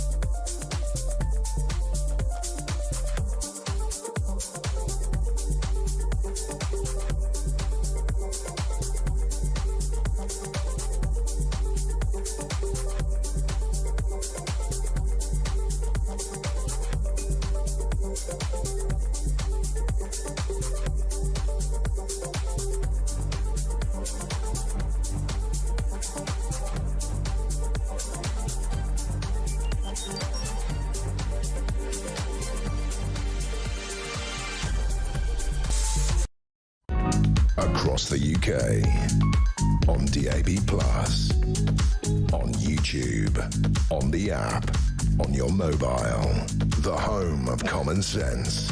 This is Talk. Hello, welcome back. Now, you might have heard me announce the breaking news that a prisoner who was accidentally freed from jail has been found 3 days later after yet another prison blunder. That was William Billy Smith, 35, detained by cops after being wrongfully released from HMP Wandsworth earlier this week. Now, like I was saying, if I was going to wish for any of the people wrongfully released to be apprehended and dragged back into custody, it would be the Algerian sex offender, because he poses a threat to society. I'm not condoning the grey collar crime of fraud. Billy was sentenced to 45 months for multiple fraud offences. But actually, Billy handed himself back in. I mean, good. I'm glad he's now going to face justice and he's decided that it's the right thing to do. Brownie points to you, Billy. But what was he going to do while he was on the loose? Go and fiddle with someone's accountancy books? I mean, frankly, I wouldn't lose much sleep over Billy Smith being out on the streets. But as for some of these other people being wrongfully released and being released early before their sentences have properly been served, that really does give me sleepless nights, and rightfully so, because police chiefs are now saying it's going to lead to at least a 6% rise in crime. Let's speak now to Mike Neville, former Met Police DCI. It must frustrate you so much as a policeman, all the work you have to do, right, in order to make sure you secure a conviction, make sure evidence is gathered properly, make sure statements are taken down accurately, that you've crossed every T and dotted every I, so a tricksy lawyer can't get someone off. And then when you finally manage to put all that work in, the right person's apprehended, sent to prison. Guess what? This government's just going to go, oh, bye-bye, off you go, doesn't matter. And it's always the working class communities who get impacted on this, because the people who decide that to release prisoners, who let them out early, never have to live with them. If they said to the judge or the policymakers or the ministers, this thieving scoundrel or this sex offender will live next door to you, they wouldn't be so keen on releasing them. But they bin them off to council estates. And one of the phrase is hyper-prolific criminals. Yeah, that's, for whatever bizarre reason, that's people with 45 or more convictions. Now, what you imagine is, though... 45. But listen, 1% of thefts are solved, for example. So what it means is they've really done 4,500 crimes. And if you look at some of these people, I looked at a guy called Nicholson up in Gateshead. He was reported in the Telegraph. He has 343 previous convictions. So he's probably done 100 times that amount of crimes. And he got a community service order. I mean, at what point? I mean, I can understand. You know, I do a lot of youth work and people deserve a chance in life. Maybe 1, 2, 3 chances. But when you get to your 343rd chance, it's time to lock people up. And what we've got, though, we've got a left-wing government who really don't like locking up criminals. They think the criminals are victims of society. So it's not in their DNA to lock them up first off. So they like letting them out. But the thing is, there are, I don't know, maybe 20, 30,000 people in this country. If you just lock them up, it would crush crime, because these people, if you get 100 thefts, it's not 100 thieves. I don't understand. I was asking earlier why we don't have these promised new prisons that we've been told are going to be built, mega prisons, supermax prisons for decades. What are they trying to create the Ritz or something? We're going to have gold taps and tiles and a grand piano in the foyer. It's a prison. I could build one of those tomorrow. Well, there's several empty army bases that you could put, employ some guys with dogs, put the barbed wire. I'm old enough to remember the film The Dirty Dozen, where they have to build their own prison. You know, they have to build their own camp. And there's an idea. Sort of get them in there, but build it up. But as I say, if we locked up these people who just thieve all the time, and what gets me, it's an impact on society, Alex, because I go back to this story. There's 2 ladies. I live up in Staffordshire. There's 2 ladies in a little post office, and they were telling me people go in there every day stealing off them. And they steal, and they say, if you say anything, I'm gonna stick you with a needle, or I know where you live, and all this sort of stuff. And they work for 8 or 10 hours, and the money they make in that 8 or 10 hours, people are walking out the shop with in 5 minutes with no consequence. This is where society, you start to think, well, do you know what, I'll do that, because society is stuck together with very thin glue, and it's going to fall apart. This is harrowing, actually. The inquiry into the Southport massacre, Axel Ruda-Cabana, and hearing the testimonies of his brother Dion, and most recently his father Alphonse, who I must admit I feel incredibly sorry for. Alphonse, because he's talking about trying to handle this horrific, devilish, possessed child of his who threatened to pour oil over him and set him on fire. Dion and his brother and the father Alphonse lived in fear of their own lives with this tormented, disgusting, vile human. He says here, when he poured oil over me, his eyes were watery red. And he reported him to the Child and Adolescent Mental Health Services. He was known to prevent, he said, no further action needs to be taken. This isn't, as far as I can tell, when you hear the eloquence of Dion, who's a university student and seems to be a very upstanding member of society, and the torture that Alphonse Ruda-Cabana was put through, sometimes you just don't know why someone comes out wicked, because that's the only word to describe Axel Rudiker-Bana. Evil, disturbed, but clearly he was horrific to his own family. They had no support, and it led to one of the most disgusting, devastating attacks. It's I'm a crime historian. It's one of the most brutal murders, the 3 girls ever in this country. But what's another thread that runs through this entire thing is the fear of racism. So you had his the headmistress of his school saying that he was sinister, and he was carrying a knife. And who'd you get? Some lanyard-wearing character.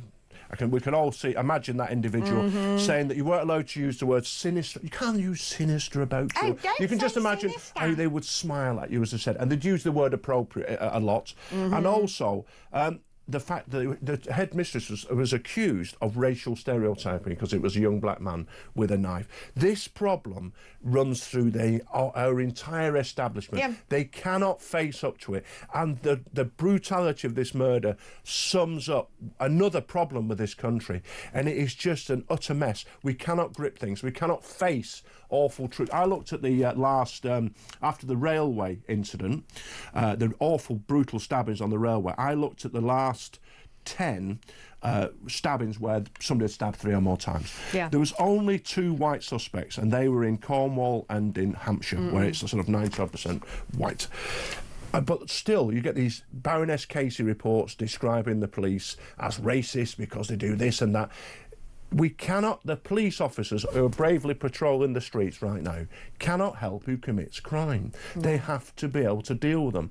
But this thread goes through all of society. Axel Rudiker-Bana, how he is dealt with, stop and search, all these things that are meant to keep us safe. It's woke at the heart of it all. They're not keeping us safe because they're feared to death. I said this the other day, it's woke. It is the most poisonous and dangerous ideology.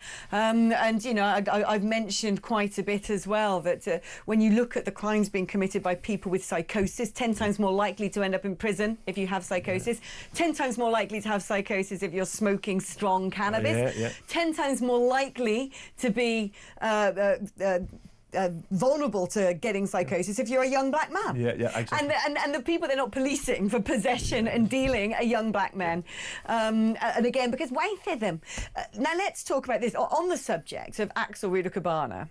Who clearly needed to be taken into probably residential mental health care very early, put in some sort of padded cell and not allowed to be anywhere near anybody, not even his own family. This man is clearly very, very deranged. Being flagged up to Prevent, he'd already taken a knife to school. His parents were saying that, you know, we can't cope with him, we fear for our own lives. Nothing being done. And we find out today that more children than ever are being flagged to the government's anti-radicalisation scheme. Official figures show under 16s now account for the largest share of Prevent referrals. Now, in the year for March 2025, 8,778 referrals were made to Prevent.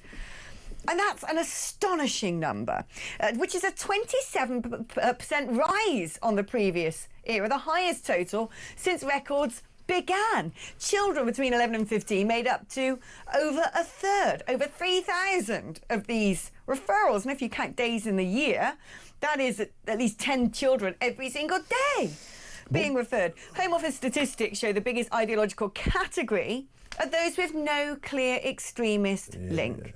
So what is their ideology? What you've got, Alex, is if you looked recently in the papers, there was a school teaching that voting reform was far right. And so you have these teachers reporting people who say, I don't agree with mass immigration. So what happens with Prevent, because of political correctness, it gets clogged up with rubbish. And Douglas Murray described it as the far right bogeyman. Where is this far right? Where is it?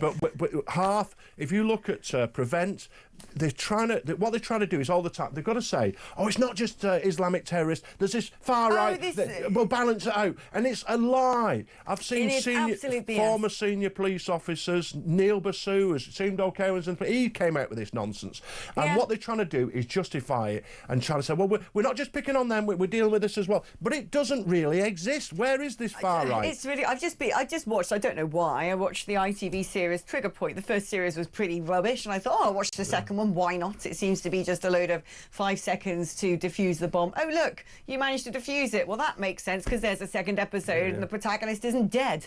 But what really stuck in my craw about that is all these bombs are taking place, this sort of evil gang, and like, is it Islamist? No, of course it's not Islamist. It's people related to a far-right party. I mean, but the problem is when they are trying to suggest that there is far-right in the UK and it's an existential threat, it buys into the grievance narratives of the likes of Ahmed Yaqub, who then encourage a load of Muslims to take to the streets against the far right, which doesn't exist. It plays their game. It does actually play their game. And we saw the trouble in Whitechapel with the masked men marching up and down, Islamic, shouting Allahu Akbar and all that. And what's tragic for me, my grandfather, all my family have been soldiers, including me. My grandfather, D-Day, liberated Belsen concentration camp. And we're now in a country where Jewish supporters can't go to a football match. It's apartheid. It is beyond Let's call belief. it by its name. It's beyond belief. It is apartheid in our second city. When you have Muslims saying, Israelis, we know they mean Jews. All Israelis aren't allowed. I'm sorry, if you're going to use that logic, because there have been Pakistani rape gangs, every single Pakistani should be banned from Britain. It's disgusting. It's harrowing. It's true, but the thing is with the police, though, when we're going back to what we were saying about these hyper-prolific criminals being released, the police are going to end up chasing their tail, but the police do themselves no favours, really, in the sense that they don't use proper technology. They bang on about facial recognition. They don't even manage the CCTV. Most of these people who commit lots of crime are thieves. Yeah. And the only way to catch them, they're on CCTV, in a shop. Once they've run off, that's all that's left. And the police have no technology to sort of say, right, get all these images together. Right, we don't just arrest this guy for one crime, we're going to arrest him for 10, 20. But the record I had was 43 times. So if you catch somebody for 43 thefts, they do go to jail. But the police are forever chasing their tail, doing one at a time, and they've lost a lot of the experienced officers who could really help them. And as I say, the worst thing for me is it's the people at the bottom who have to endure it. When you live in a council estate, when somebody gets locked up for antisocial behaviour, thieving, assaults, whatever, who's terrorising the neighbourhood, you get a break. You've got a break. Yeah. But the break gets less and less now, and they're back doing more and more, causing misery, while people are sat in Hampstead saying, "Oh well, how lovely these criminals who are victims of society have been released." It's a real problem. Mike Neville, thank you so much for coming into the studio. OK, we're going to take a short break now, and in terms of horror stories and things that make you go, ooh, and lose sleep, Meghan Markle is going to return to acting. There you go, gear shift. We're going to be talking about that with the brilliant assistant showbiz editor of The Sun, Amanda Devlin, after this.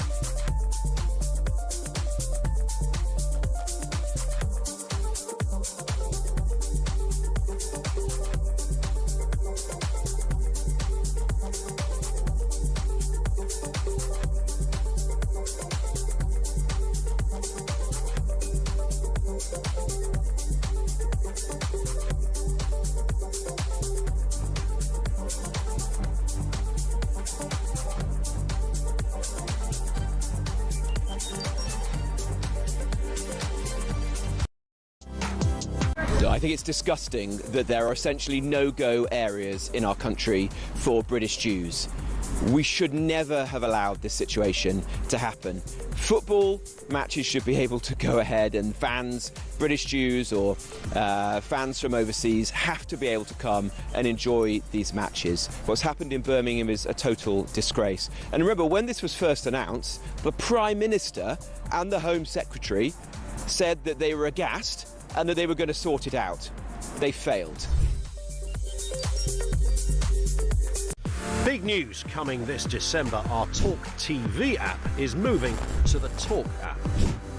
You can watch, catch up and listen to all your favourite shows and podcasts anytime, anywhere, all on the Talk app. From Monday, 1st of December, the talkTV app will no longer exist, so don't miss out. So head over to your App Store or Google Play and search Talk now. Across the UK, on DAB+, on YouTube, on the app, on your mobile, the home of common sense. This is Talk. Hello and welcome back, Amanda. Sorry, I'm gossiping. Yeah, so Amanda and I literally discussing when we're going to go out for have a few drinks together and ignoring the fact that the adverts are coming to an end. But it's nice to know, isn't it, as a viewer, as a listener, that we all have a little friendship going on behind the scenes. We don't despise each other. Exactly. Imagine a newsroom where everyone gets along. Anyway, let's talk about people who get along famously with other people. Meghan Markle. Oh, Meghan Markle. The delight that is. Now, of course, Prince William is doing a big Earth shot thing today, isn't he? Was it last night in Brazil? Had all the sort of great and the good fawning over each other to get their leftist credentials, their shiny badges of moral rectitude.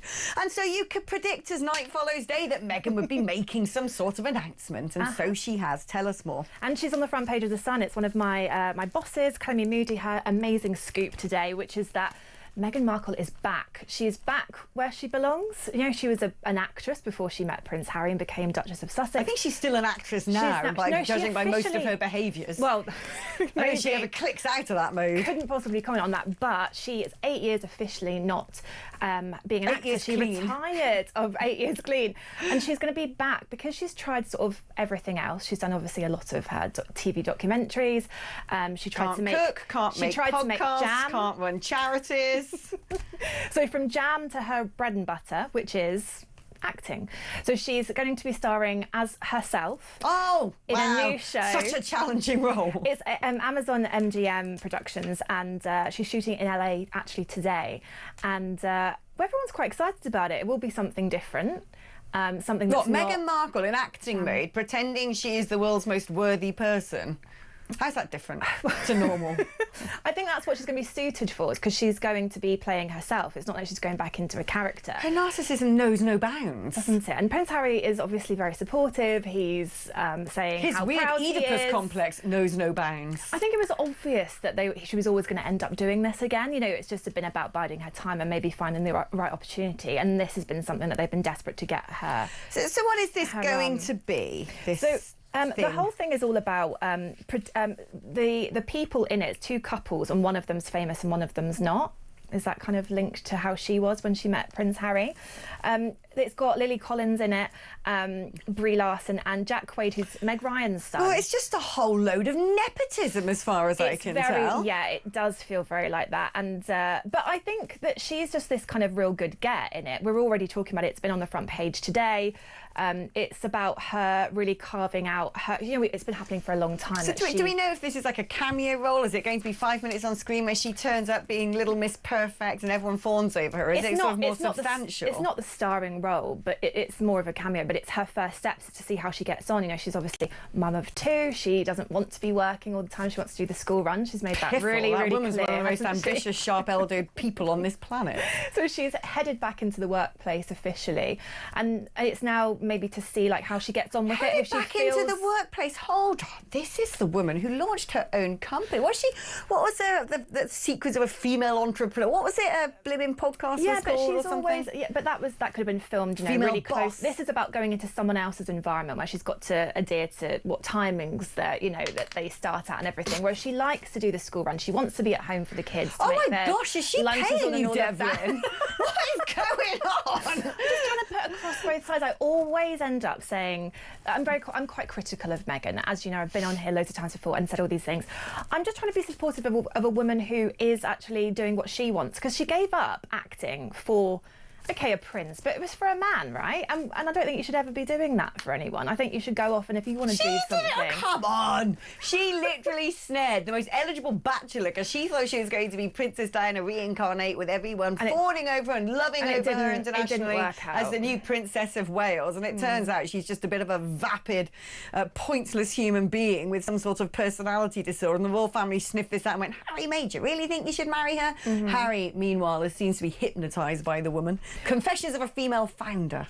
That was her well done, yeah. book. Yeah, where she's sort of I've got to try and do my business and have kids, as if she's the first blimmin' woman to ever give birth. But we are just living in that moment where there's lots of documentaries that are like that. I'm not comparing Meghan Markle to Molly May Hague, but she... Oh, for crying out loud, these people could afford nannies. Yeah, and makes me sick. They're kind of these women who, they do have support, they do have nannies, they don't mention them, but they go on and make a TV show about... Do you know what? There's nothing that gets on my nerves working. more than posh rich people showering themselves in virtue because they've been able to have offspring.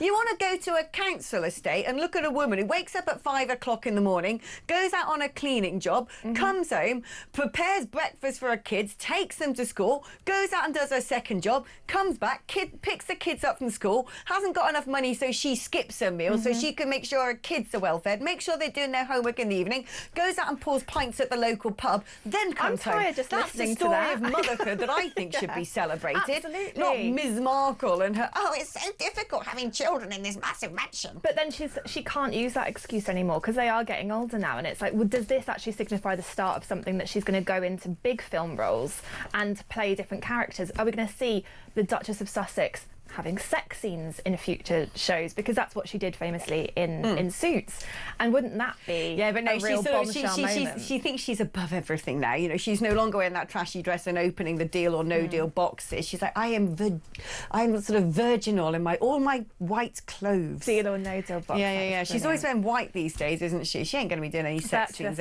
Yeah, she'll be sort of there as the sort of the magical presence of the glorious princess, the most virtuous person on earth, come to teach us all a lesson of how to be so perfect. Anyway, there you go. So when is this thing going to be released? Do we know? We don't know yet, but they're filming today, so it's just started. It's called Close Personal Friends, and it does, I think, like what you touched on earlier about it being this sort of nepotism, it is it's a really interesting part of it where we're seeing, you've got the Kim Kardashian I was reading about that this morning. There's been a total flop. It has, which I'm so devastated about because I do love her. But her mum was the executive producer on it. It's a very much an incestuous kind of environment where they're building their successes because they've got the connections and the money to do so, and it kind of feels a bit These like people that as well. are just so vacuous. There's so many vacuous people now. These influencers are people who've got no skills, who don't act, don't sing, can't, there's absolutely zero talent and meritocracy. They've just either been created on a surgeon's table or born into the right family or married to the right person. Talking about being married to the right person. Ironically, Prince Harry has been penning an essay on Britishness. Really? Saying that the mess, the clubhouse, the pub, the banter, as ridiculous as it sounds, these are the things that make us British. He didn't think it was banter when someone sort of inquired about the colour of his children. That wasn't banter then, was it, Harry? He's suddenly gone from being the most hypersensitive, easily triggered wokatron in the world to going, I love banter, it's so British. What? Say how you really feel about it. What did you make of his video the other day that Meghan had put up of him and him just being miserable looking in the background? Oh, I haven't seen it. Oh, so she was celebrating an American sport and her team won over his, and he just looked, they were in their Montecito. It's like that creepy video when she was like, heavily pregnant and making him dance like a gangster. It's like, what are you? This is just she set the camera up. But you're talking about influencers. We're to blame because we feed off of it. Don't you look at me. I ain't there on Instagram. Instagram, flicking through the reels. And we talk about them, and that's what gives them. They're getting all of that money because there's that audience. Not because of me. I blame Ted for this, and you, quite frankly. I'd happily live my life without her. Don't cancel our drinks because of this. Oh no, that's still going on, girl. Nothing. You can buy the first round. Anyway, ladies and gentlemen, that is the fantastic Amanda Devlin, assistant showbiz editor of The Sun. Now we're going to be catching up with our good friend Ahmed Yacoub after the next break, so don't go anywhere. A lot coming up.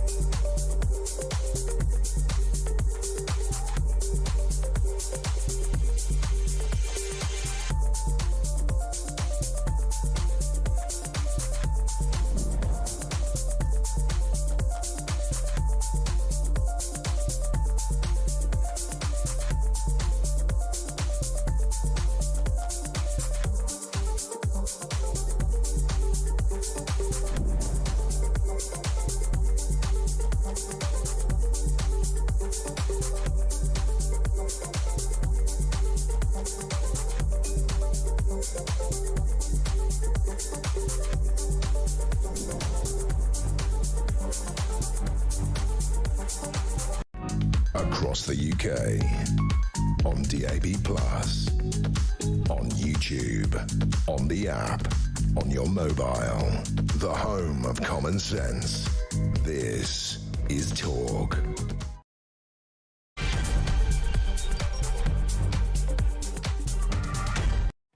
Hello and welcome back to the show. Today is the 6th of November and normally you think about treason and huge sort of, implications of civil war on the 5th of November. Well, maybe the 6th will go down as a date in history because it's the very first time, certainly in my lifetime, that I have seen the second city of the United Kingdom, indeed any city of the United Kingdom, seem to make sectarian demands over who should and shouldn't be welcome, which is seemingly what is going to happen tonight.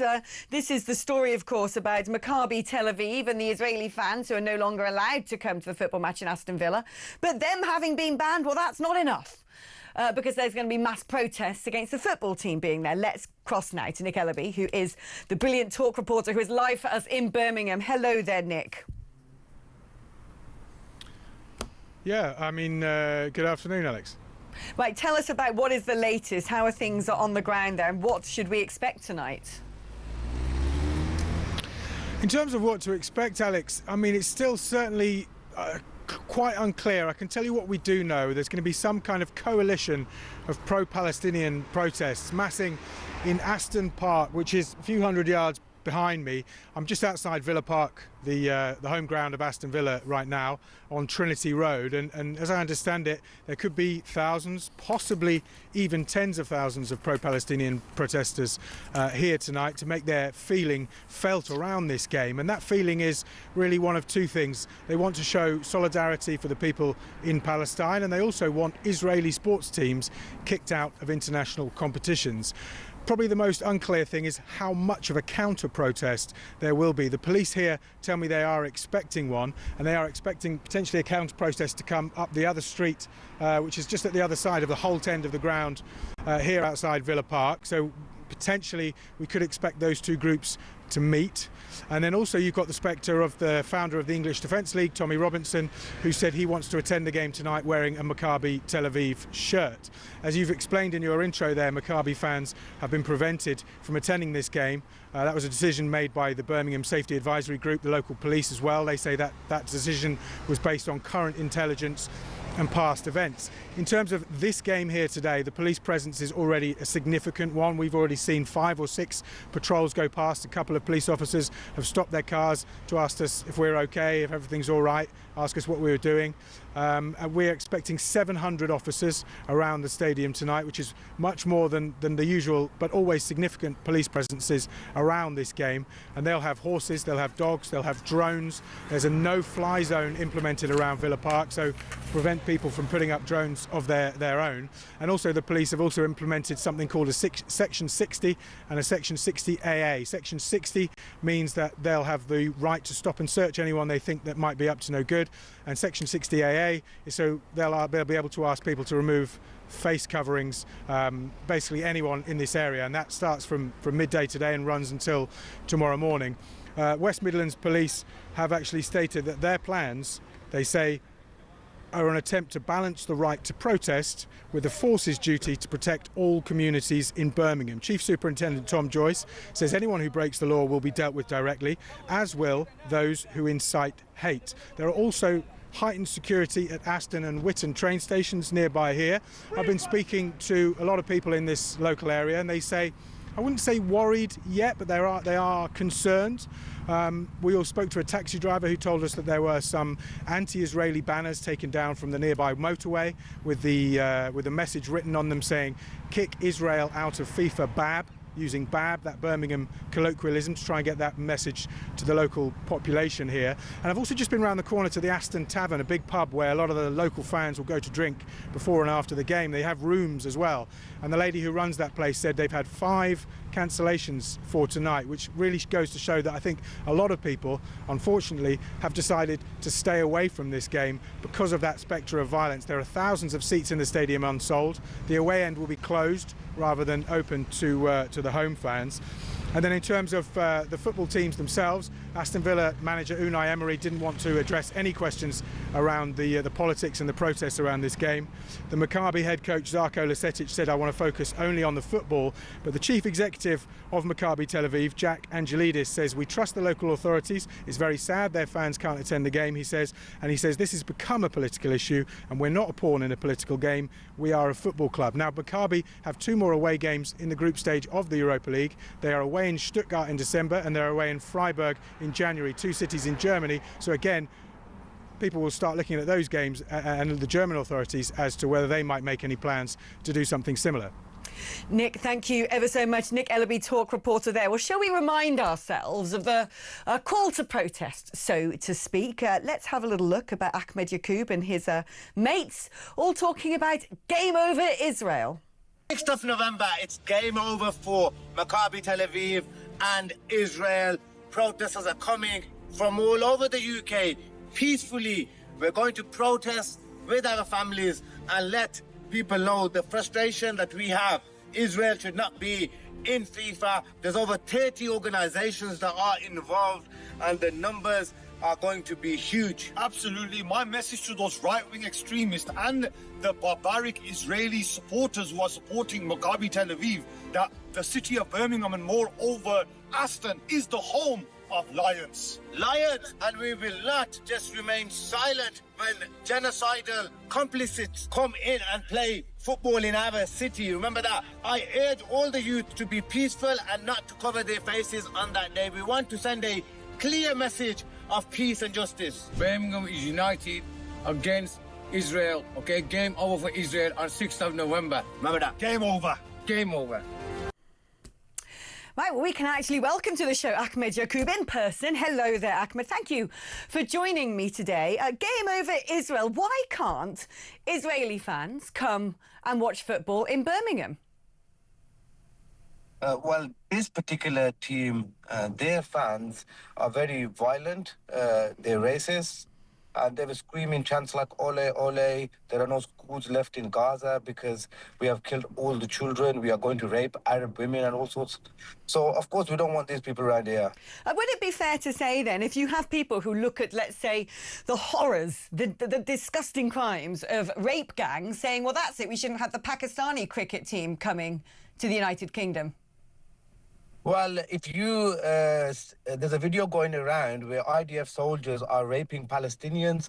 And I've seen, look, I've just come back from Israel. I've seen videos of October the 7th and what Hamas did. Yeah, but you saw the video where the IDF are raping Palestinians. But what's that got to do with an Israeli football fan?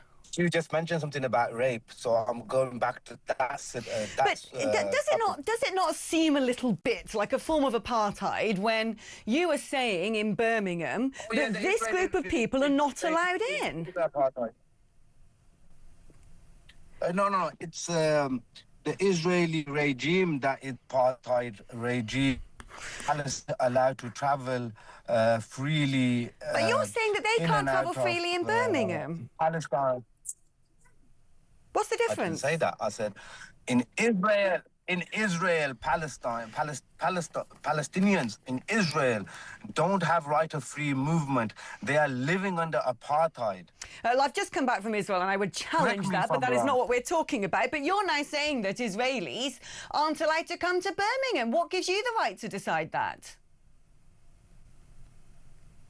Well, first of all, it's the football fans, the hooligans, that were not allowed, and that was because of intelligence received from Dutch authorities by the West Midlands Police, and we have to respect their decision. It's not my decision, it's the decision of the West Midlands Police.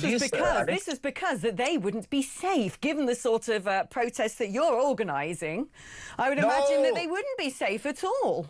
No, the actual intelligence, Alex, you're getting mistaken. I'm not mistaken on this. No, I'm telling you the truth.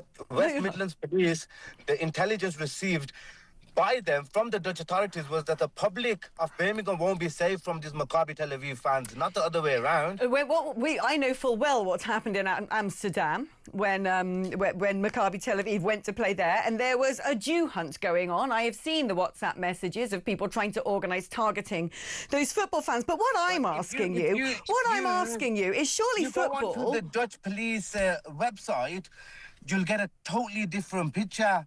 You're looking at it from Israeli eyes. Let's say that is true. Let's say that is true, and we're going to look at... You're talking over me.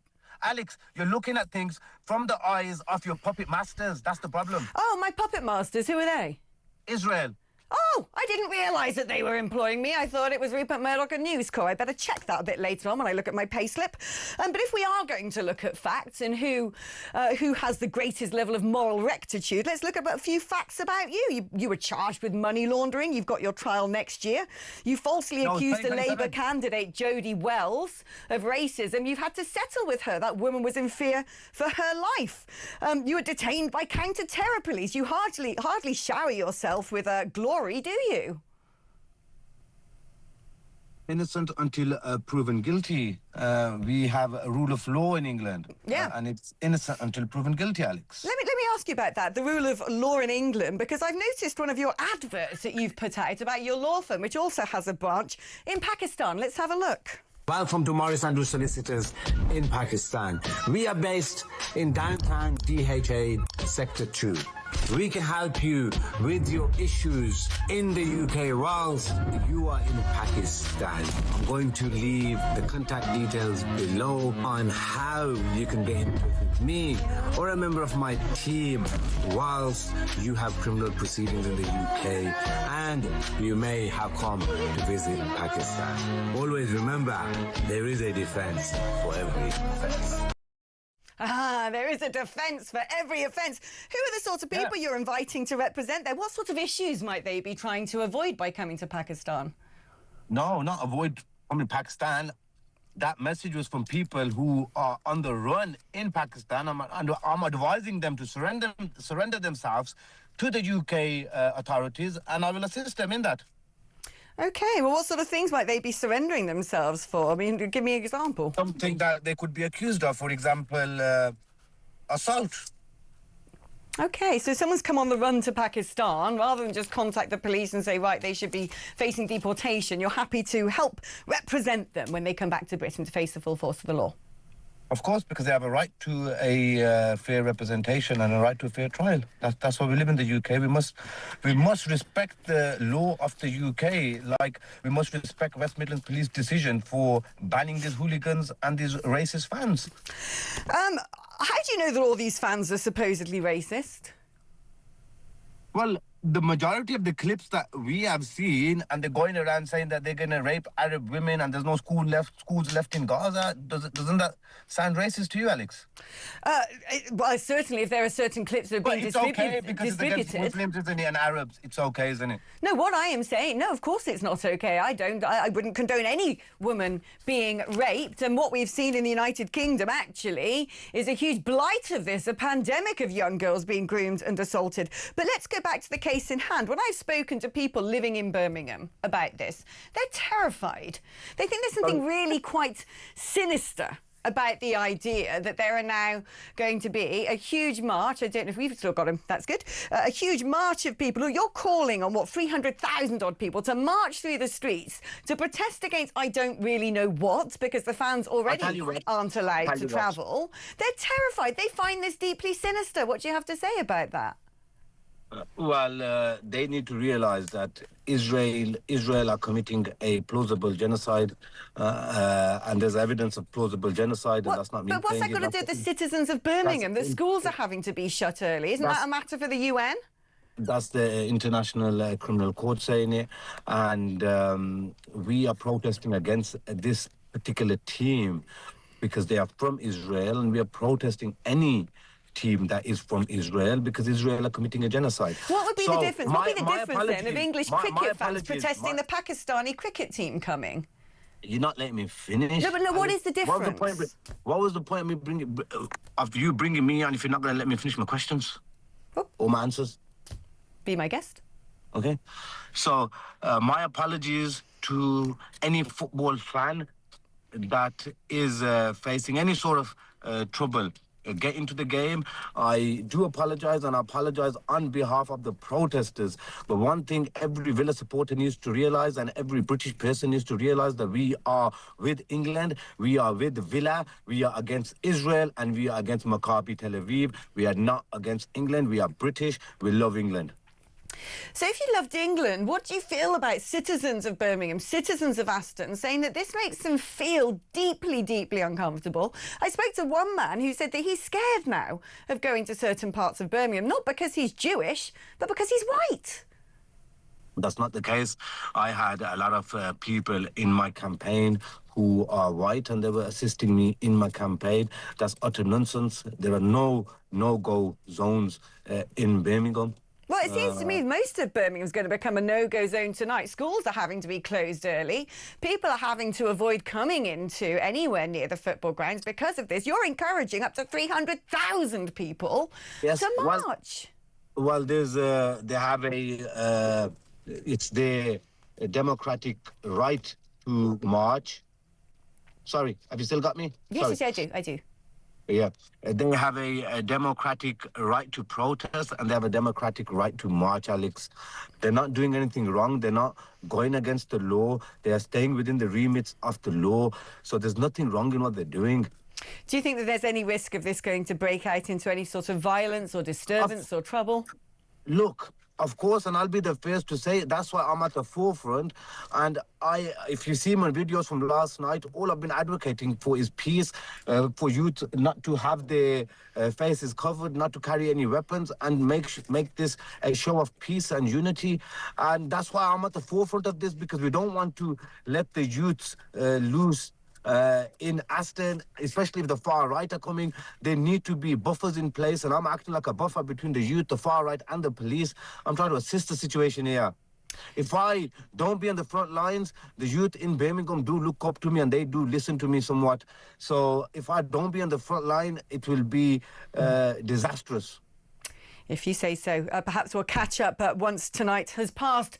Ahmed Yacoob, thank you ever so much for coming on to the programme. Well, let's speak now to Max Radford, who is a Maccabi Tel Aviv fan. Hi, Max. I mean, you shouldn't be going to this match tonight. You shouldn't be anywhere near Birmingham. You're the problem. Oh, yeah, absolutely. I mean, Birmingham really is now a Juden-free zone. I mean, it's like 1939 Poland. As you've probably seen what they've been putting around the city, the signs, the street signs, the flags, they've literally turned it into a Juden-free zone. I mean, it's like a pre-Holocaust behaviour. But I must tell you, I really, really actually enjoyed that interview with Yacoob, because it actually showed him to be what a total fraud he is. Every single word. He said, I'm telling the truth, and then didn't proceed to tell a single word of truth. Or maybe he did one. Actually, he said something about no schools in Gaza, which I found interesting. But that is actually true. There are no schools in Gaza because Hamas turned them into terror bases. And that's why there are no schools in Gaza. Maybe, Alex, we can kind of step back to why this has all come about. Because he mentioned, obviously, Amsterdam, and he mentioned what happened there. So, as it's well known and well evidenced, what happened in Amsterdam was a pogrom, and it was an ambush, and it was a pre-organised ambush. The accusations of the Maccabi Tel Aviv fans, and I can tell you, as one, although I live in the UK and I support other teams, but Maccabi Tel Aviv is my Israel team for sure. It is a total fraud. Many of my friends were there at that game. The things that he's saying that they were singing is absolutely not true. The video that he claims about, accusation of rape was clearly doctored AI, fake video that's completely been disproved. Literally none of that happened. What is really, really interesting, and is really being proven by what's going on in Birmingham now, is that the big scary thing was that Maccabi Tel Aviv fans were going to come to Birmingham, and they're the big bad devil, as he would say, and yet there's 700 police and everything that Nick has just shown us that's going on in Birmingham, and there are no Maccabi Tel Aviv fans there. So clearly the real problem is actually the people in Birmingham who are doing this, because that's who the police are there to protect against, certainly not against Maccabi fans, because we're not present. Yes, sorry. No, don't you worry. Max, look, stay with us. We've got to go to a quick commercial break, but I don't want to let go of you because there's more things I want to ask you, and do bear with us as well, audience. We've got to do this, or who does pay me, because Israel ain't. Sorry, Yacoob, it ain't true. But anyway, we're back after this.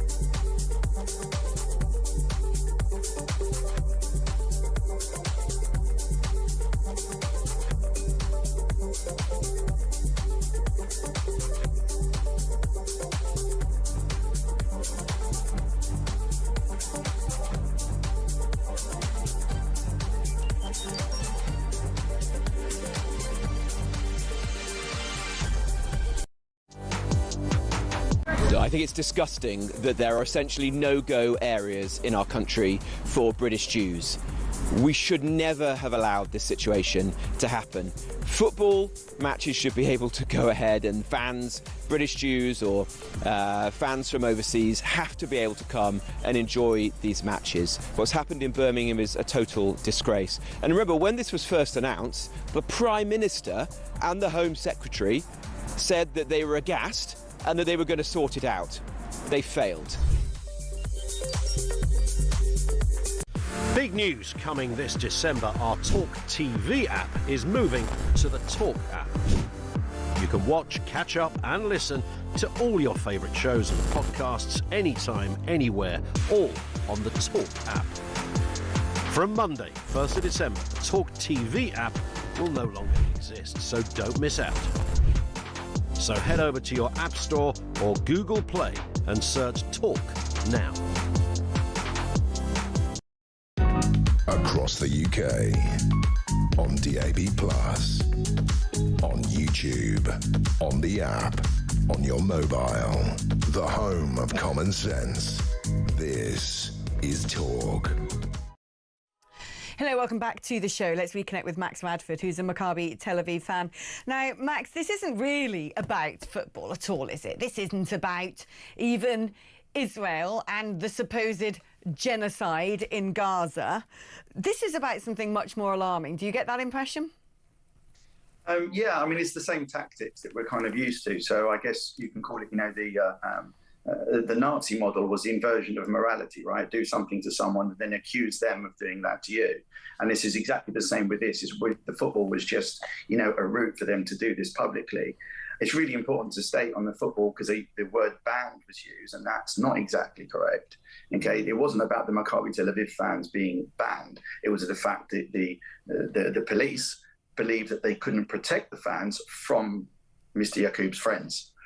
That's the reason the Maccabi Tel Aviv fans aren't there. So it's not really a ban. It was actually a protection against the likes of Mr. Yaqub and the people that are protesting there. How shocked are you that the authorities, that the government, that the state, that civil servants, that the police are just not doing anything about what you and I can so patently see? I was going to say it's the slow creep. It's not the slow creep. It's the fast careering into essentially some sort of apartheid system in the UK.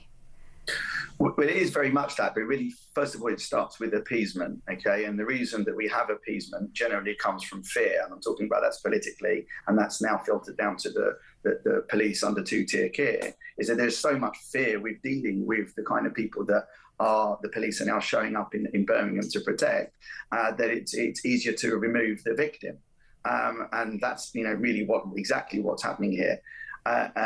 It really is a damning situation. Interestingly, there's a lot of precedent to these things. Israeli football teams and basketball teams especially play internationally all the time. Okay, so there are 3 basketball teams that play something like 60 games between them across Europe every year. And there is one place where they go to play, which is actually Turkey, that those games are not held in Turkey, because their inability to control the Turkish crowds and the anti-Semitism that goes there. So in this particular circumstance, actually what should have happened was that actually the game shouldn't have, if they can't protect the sanctity of the game and the safety of the fans, actually the game probably shouldn't have been played in Birmingham, because Birmingham is the problem. And this is kind of where we find ourselves, where this constant appeasement leads to the fact where the lunatics are running the asylum. And that's kind of what's gone now, that there is just so much fear amongst the police and amongst the mob and amongst the crowds that we're seeing. And of course, what they do, which as I said in the beginning, the inversion of morality, is accuse the other side of what you're guilty of.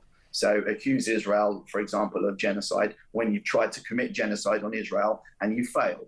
Clearly no genocide. The population there has increased from 150,000 to 2.1 million in Gaza since they were in Gaza. So there's no genocide.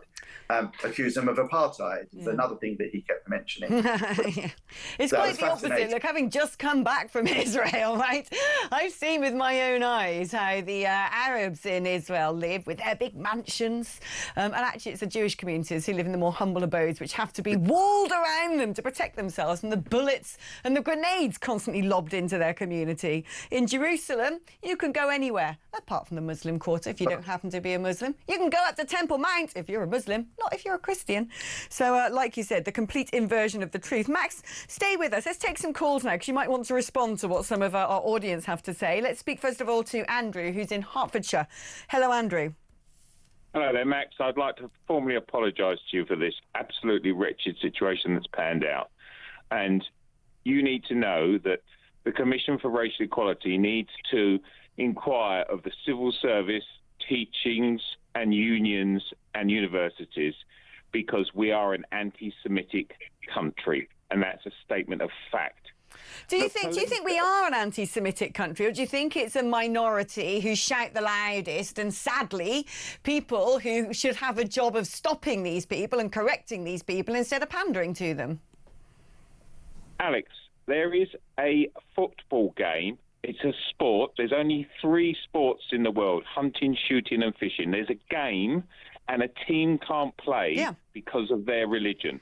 Right. That is anti-Semitic. Oh, no, yeah, but you said we are an anti-Semitic country. I don't consider myself anti-Semitic, and I'm sure you're not. And what I was trying to say to you is I actually don't think the majority of Brits are at all. I think it's a very vocal, bullying, dominating minority who, sadly, the people who are supposed to be dealing with those people instead of pandering to. Yeah, I see your point. Yeah, that's right. Yeah. Yes, I agree, yeah. And that's the problem, is that within the component parts of our country, there is no leadership which is challenging this. Where is Starmer? You know, Lammy said the greatest existential threat to this country is climate change. How shambolic. Where are they? They should be out. Where's Jess Phillips? Yeah. Where are they? No one. They're cowering. They're cowering because they pander to these extremists. Yeah. And we all know, my Bangladeshi friends, they're Muslim through and through, and they just laugh at it. They say, you're being had over. Yeah. You're being had over. One of my best mates is a Muslim, and she says the same to me. She says, you know, it's idiotic. You're so weak against these people. They're riding roughshod over you. And she says quite the same thing. Andrew, thank you so much for your call, and thank you for actually apologising on behalf of the nation, because I echo that entirely. Max, I mean, you know, he makes a very good point, doesn't he? Do you sort of agree with that sentiment, that actually the majority of Brits are probably decent people, and a minority is getting away with something that's truly despicable? 100%. I mean, I'd like to thank him for what he said. And it's a very interesting question now about whether we're an anti-Semitic country. So I think we're absolutely all in agreement, okay, that it's a minority, but it's a very loud and vocal minority. Okay, so the majority are silent, and we know what silence causes. We know from our history, including the Holocaust, that silence is complicity. But actually, are we an anti-Semitic country is a critical question, because whilst there is the silent minority, there is the minority that is anti-Semitic and hateful and everything that we've just heard. The tipping point is when the leadership of the country don't do anything about that. Yeah. And we do not have any leadership in this country. We have the politics of appeasement, and the politics of appeasement, and you know, I always quote Churchill on this, and I'm sure you've heard it many times, is an appeaser is he who feeds a crocodile in the hope that he'll be eaten last. What's happening now is that we are being eaten from within. Yes. And our government is feeding that beast. If you don't deal with it, it just grows and grows this is and what grows. This is what I was saying earlier. You know, it starts off being we don't want a football team to play. Then it's the football fans. Then it's all Israelis. Then it's Jews. And then who is it tomorrow? I totally agree with that. Let's bring in Georgina, who's a regular caller to this show. Hello, Georgina. What are your thoughts on this story? Good afternoon, Alex. Good afternoon, Max. Well, I am totally disgusted by this apartheid, and that's what it is that's going on in Birmingham. Now, what's happening here is the government is complicit in what's happening, or they would have done something about it. There should be no room within our country for any kind of anti-Semitism or no-go areas for certain religions or ethnic minorities. This should not be allowed. And the fact that the government actually recognised a Palestinian state, Alex, I think has done us no good whatsoever. We need to start knuckling down now and not cowering down to the Muslim Brotherhood or the radical Islam that's going on within our country, because it's Birmingham today. It'll be coming to a city near you very soon. Let's ask Max about that, because Max, I think the one big question in my mind with all of this taking place, we haven't got long, but the government aren't doing anything about it. We can quite clearly see that. They pay the occasional bit of lily-livered lip service. But is it that they can't do something about it because they fear that it will actually make matters worse or lead to big reprisals, or I don't know what, or that they won't do something about it? What do you think's going on? Probably a combination of the two. The nature of our police system and the powers that they have and their ability to enforce anything is non-existent. I've witnessed it on the streets, so it's non-existent. As we say, they'd rather arrest the victim than the people that are willing to cause harm, because there's more of them. And, you know, is there a solution to that kind of thing? Well, yes, it would need to be top down from a government which has certainly abdicated its responsibilities. But actually, it's becoming so extreme and getting worse and worse that actually this could at some point become an army situation, because I don't know how else you control that volume of mob who are violent, aggressive, and should, more importantly, cover their faces. So we don't know who they are. You know, that's the first step that should happen in this country, is that there should be now law that if you're in a protest or that kind of environment, that you cannot cover your face. No, I agree. And look, I tend to agree with you, Max. I think that we are hurtling at a breakneck speed towards something that I never thought would take place in the United Kingdom. Max, thank you ever so much. Max Radford, who is a Maccabi Tel Aviv fan. Thank you as well, of course, to callers. Thank you to Mr. Yacoub for coming on and giving his version of events as well. We're going to take a short break now, but when we come back, it looks like Germany has a little plan in place to send back 1 million so-called asylum seekers. What are they doing? Could we learn some lessons? That's coming up after this.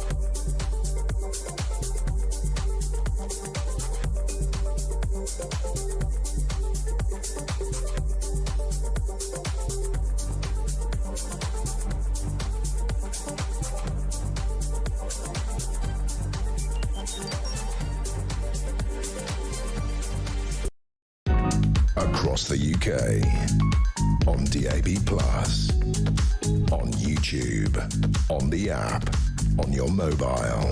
The home of common sense. This is Talk.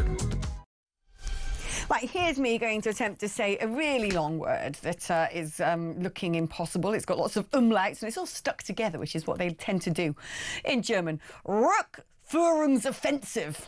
There you go. It's a repatriation offensive. This is the new policy of Germany after Friedrich Merz, the German Chancellor, has claimed the country had been overwhelmed by refugees, no thanks to his predecessor Angela Merkel, when she opened Germany's borders to 1 million refugees in 2015, 10 years on.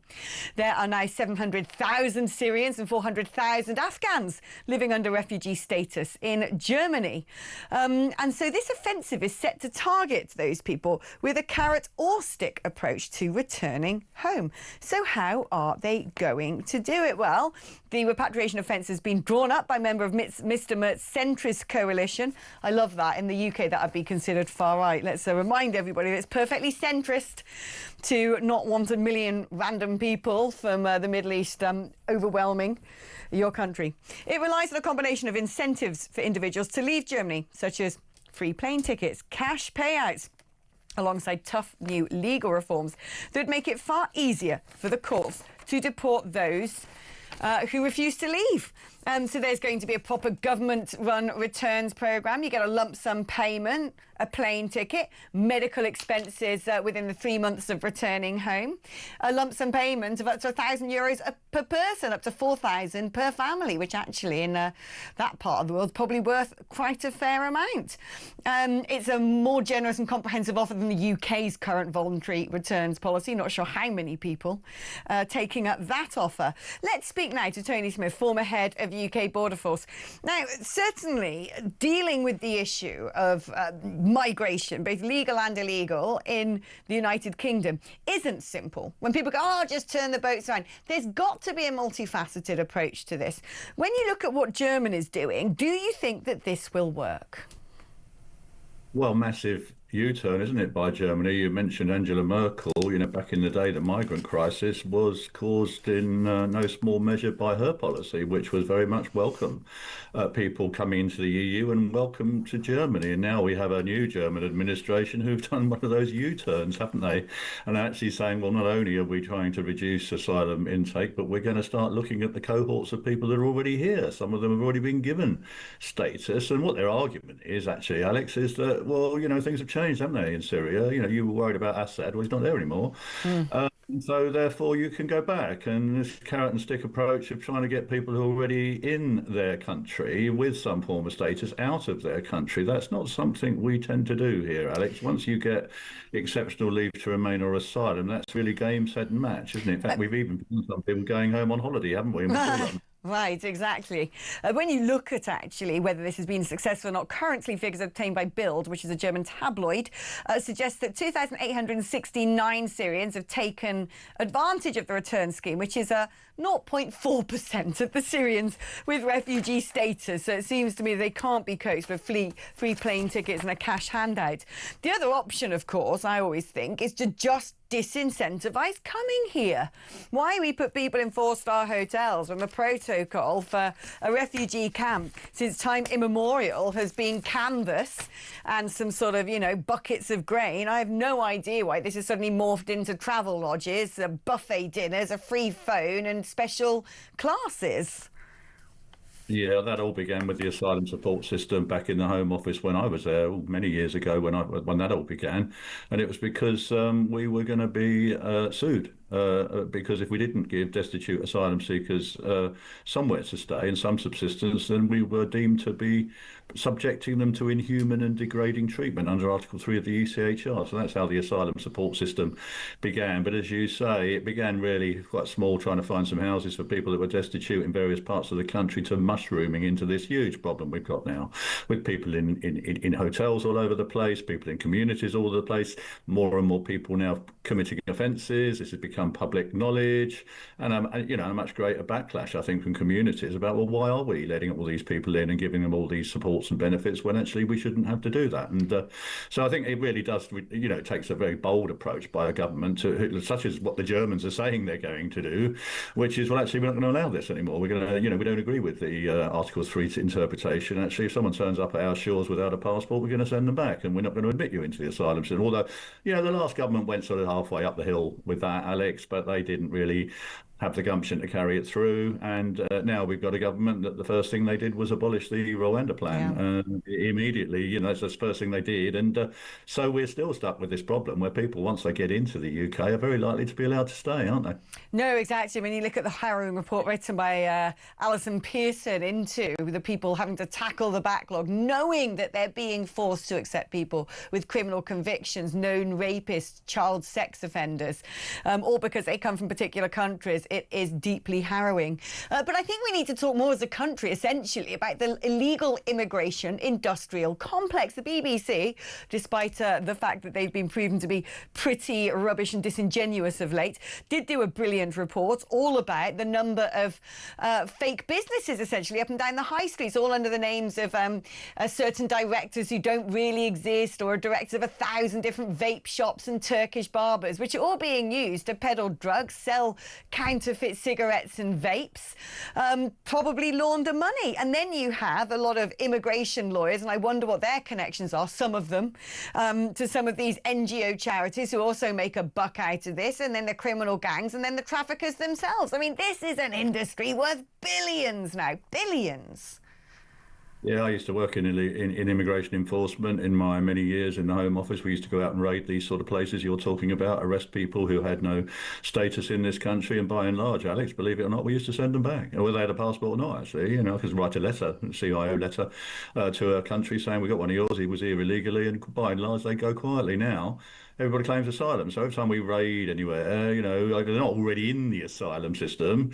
They will be, because their lawyer will turn up and encourage them to make a claim for protection. And so it's very frustrating for the immigration enforcement teams. If you're one of them and you're going out on a raid and you're hoping that you're going to find some illegal immigrants that you're going to deport, actually, you're not probably. You're going to just put them on the backlog, and then you're going to have to let them go again. And there are things we are trying to do against unscrupulous employers, but as you say, it's such a massive industry, there's so much money in it, there's always another one around the corner that's going to spring up. It shocks me that when people are told, right, you don't have any right to be here, you're going to be deported, they get 2, 3, 4, 5 chances to appeal that decision. This takes 7 to 10 years, by which point they go, oh, look, I fathered a child, now I have to stay. I mean, why, when we're told you've got to go home, you're being deported, are people just not being deported?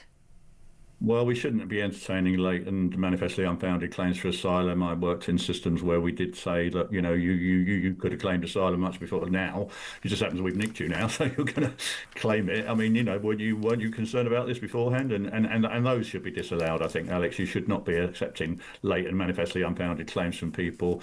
But more to the point, how do we stop the pull factor? How do we stop them coming in? We've got to get back to the basics, which would be in place in the immigration service, where we detain illegal immigrants and deport them from the country. We seem to have lost that. I mean, basically, every time we try and do that, there's another legal move, as you say, and it's an interminable process for people who've got the passport. And even then, our grant rate's very high. We're granting an awful lot of these cases from, places like Afghanistan and Syria.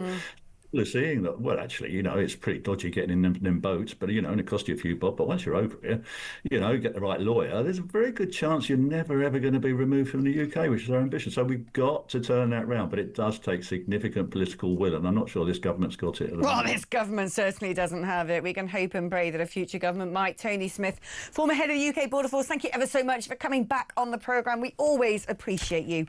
OK, we're going to take a short break, but after the break, it's the final segment of the show, which means it's time to hand the floor over to you. So if you've got anything you want to add to the conversation today, 0344499 1000 is the number to call. Back after this.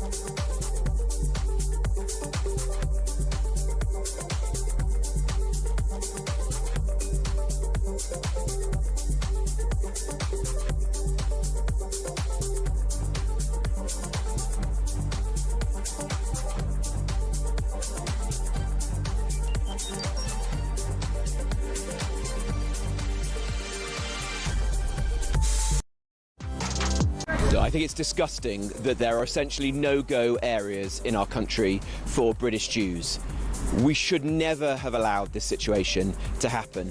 Football matches should be able to go ahead, and fans, British Jews or fans from overseas, have to be able to come and enjoy these matches. What's happened in Birmingham is a total disgrace. And remember, when this was first announced, the Prime Minister and the Home Secretary said that they were aghast and that they were going to sort it out.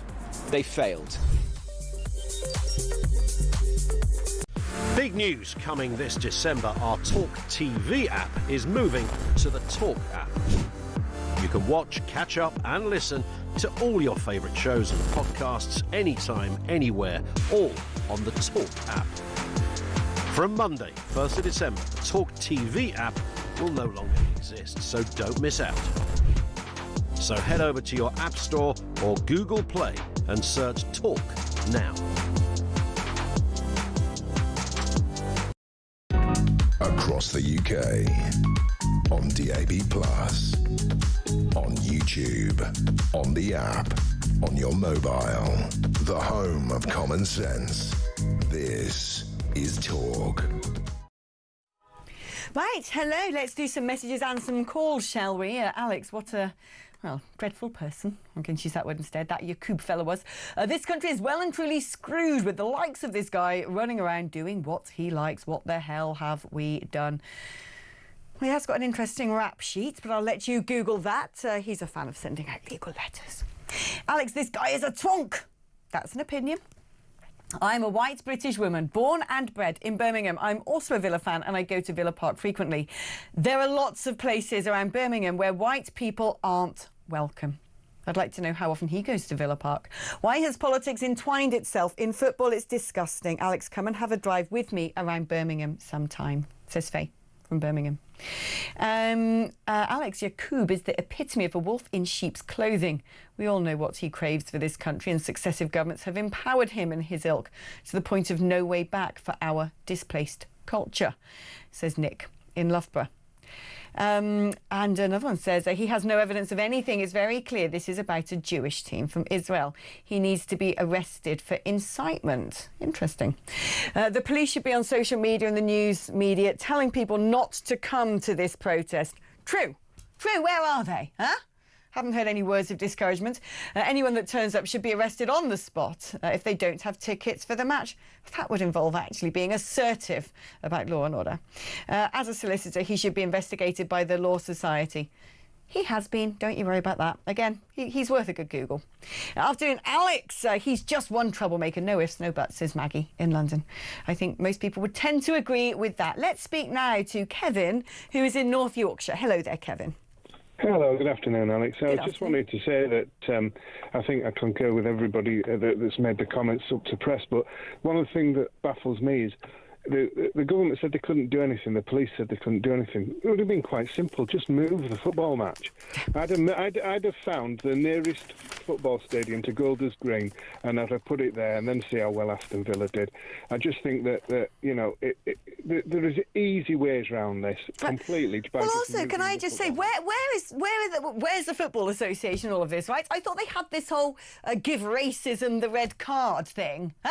Where's the solidarity with the Jewish fans? Why are they not giving racism the red card and saying, right, because of this, we're going to cancel the match, or we're going to move it, or we insist this match goes ahead, or this match will now be held in Tel Aviv and the Aston Villa fans will be supported to go out there to watch it. I mean, it's funny, isn't it? After about God knows how long of taking the blimmin' knee, match after match after match after match, this deafening silence.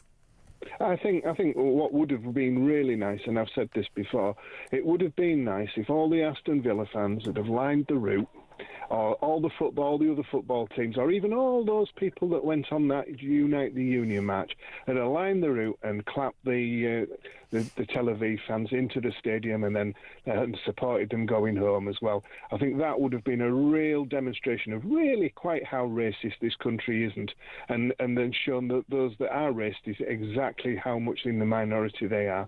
And you know, this rubbish about the far right every 5 seconds this guy was spouting. I was kind of hoping you'd turn around and say, well, you tell me where that far right is, because nobody else knows where it is.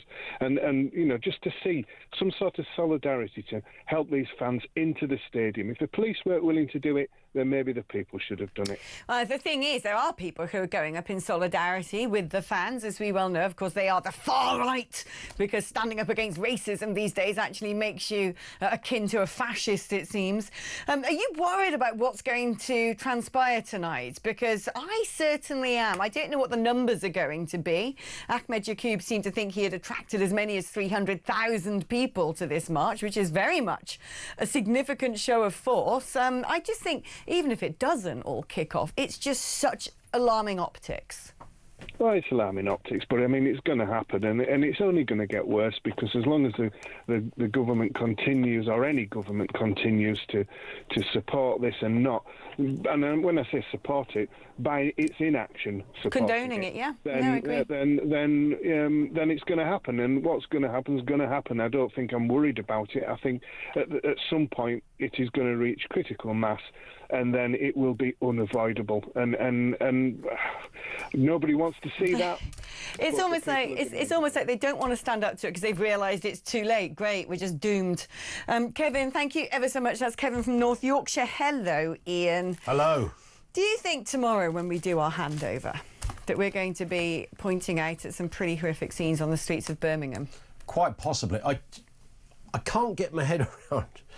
And I know, look, we're all compromised a little bit, because the right to protest, we all support that, and it's a free What democracy. are they protesting about? Well, now? There's the thing, OK? So you have people who are more kind of in love with third world medieval regimes than they are first world allies in this country. So that I find confusing.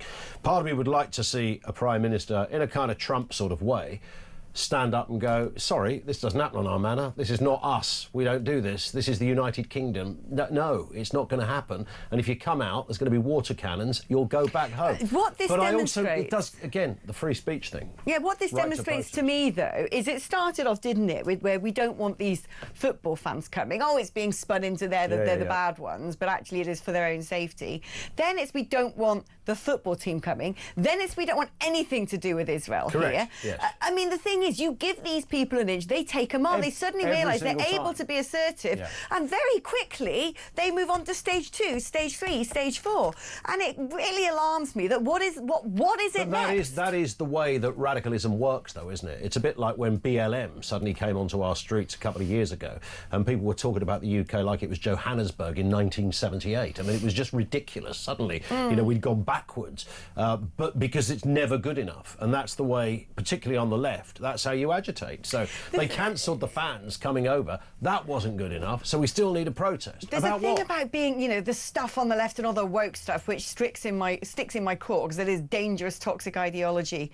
But this is different. When it comes to essentially the Muslim community saying we don't want people in Birmingham, they're basically laying claim to our second city. Yeah, it's kind of a sort of almost a mafia-esque kind of approach to this is our patch, not your patch. And we now decide who can come. The football fans won't be there, but the team will. And you spoke to